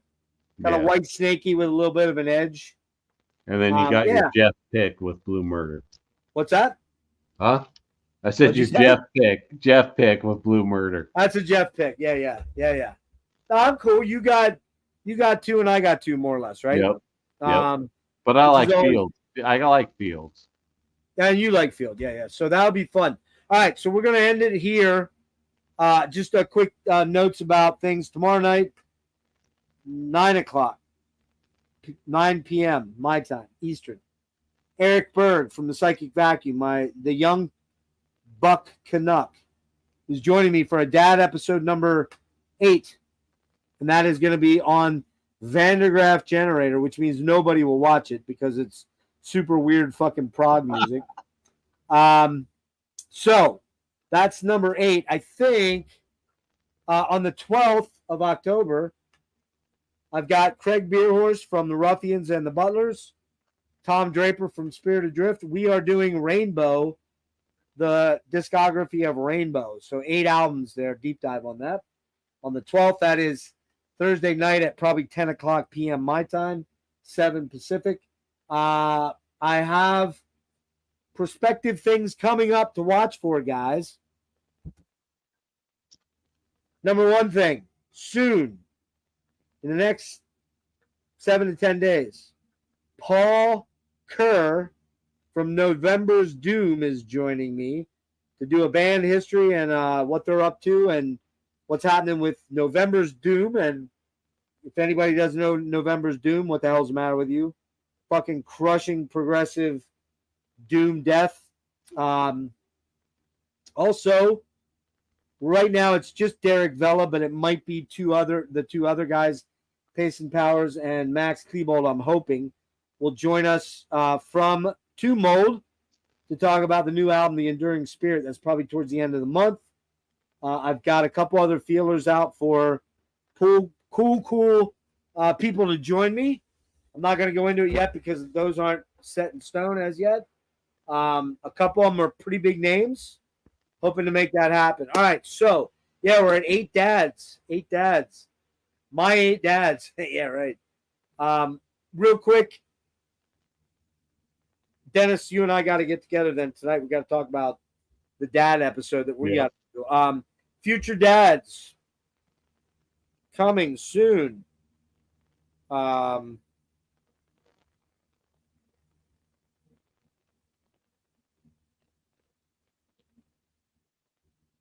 Yeah, so I think this week coming up, we've got Rick and I doing Def Leppard. He's doing Pyromania. I'm doing High and Dry. Rick already loses.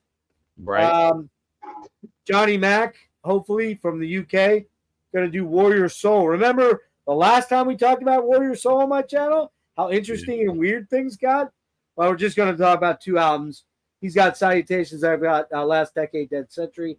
The week after that, Matt from the Accusation Network. Van Halen 2 for me. Van Halen Fair Warning for him. What else? I'm hoping to get Phil Chromie D back on. Judas Priest Stained Class for me. Defenders for him.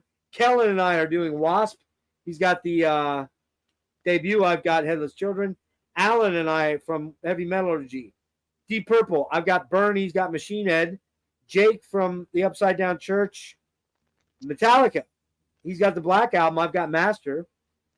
Peter from the Metal Vault. Cocteau Twins. I've got Leaving Las Vegas. He hasn't chosen yet. Chuck and I are doing the Beatles. Actually, that's this week. I'm sorry. That's Thursday night. I got Abbey Road. He's got Magical Mystery Tour. And then Andy from Metal Mogul.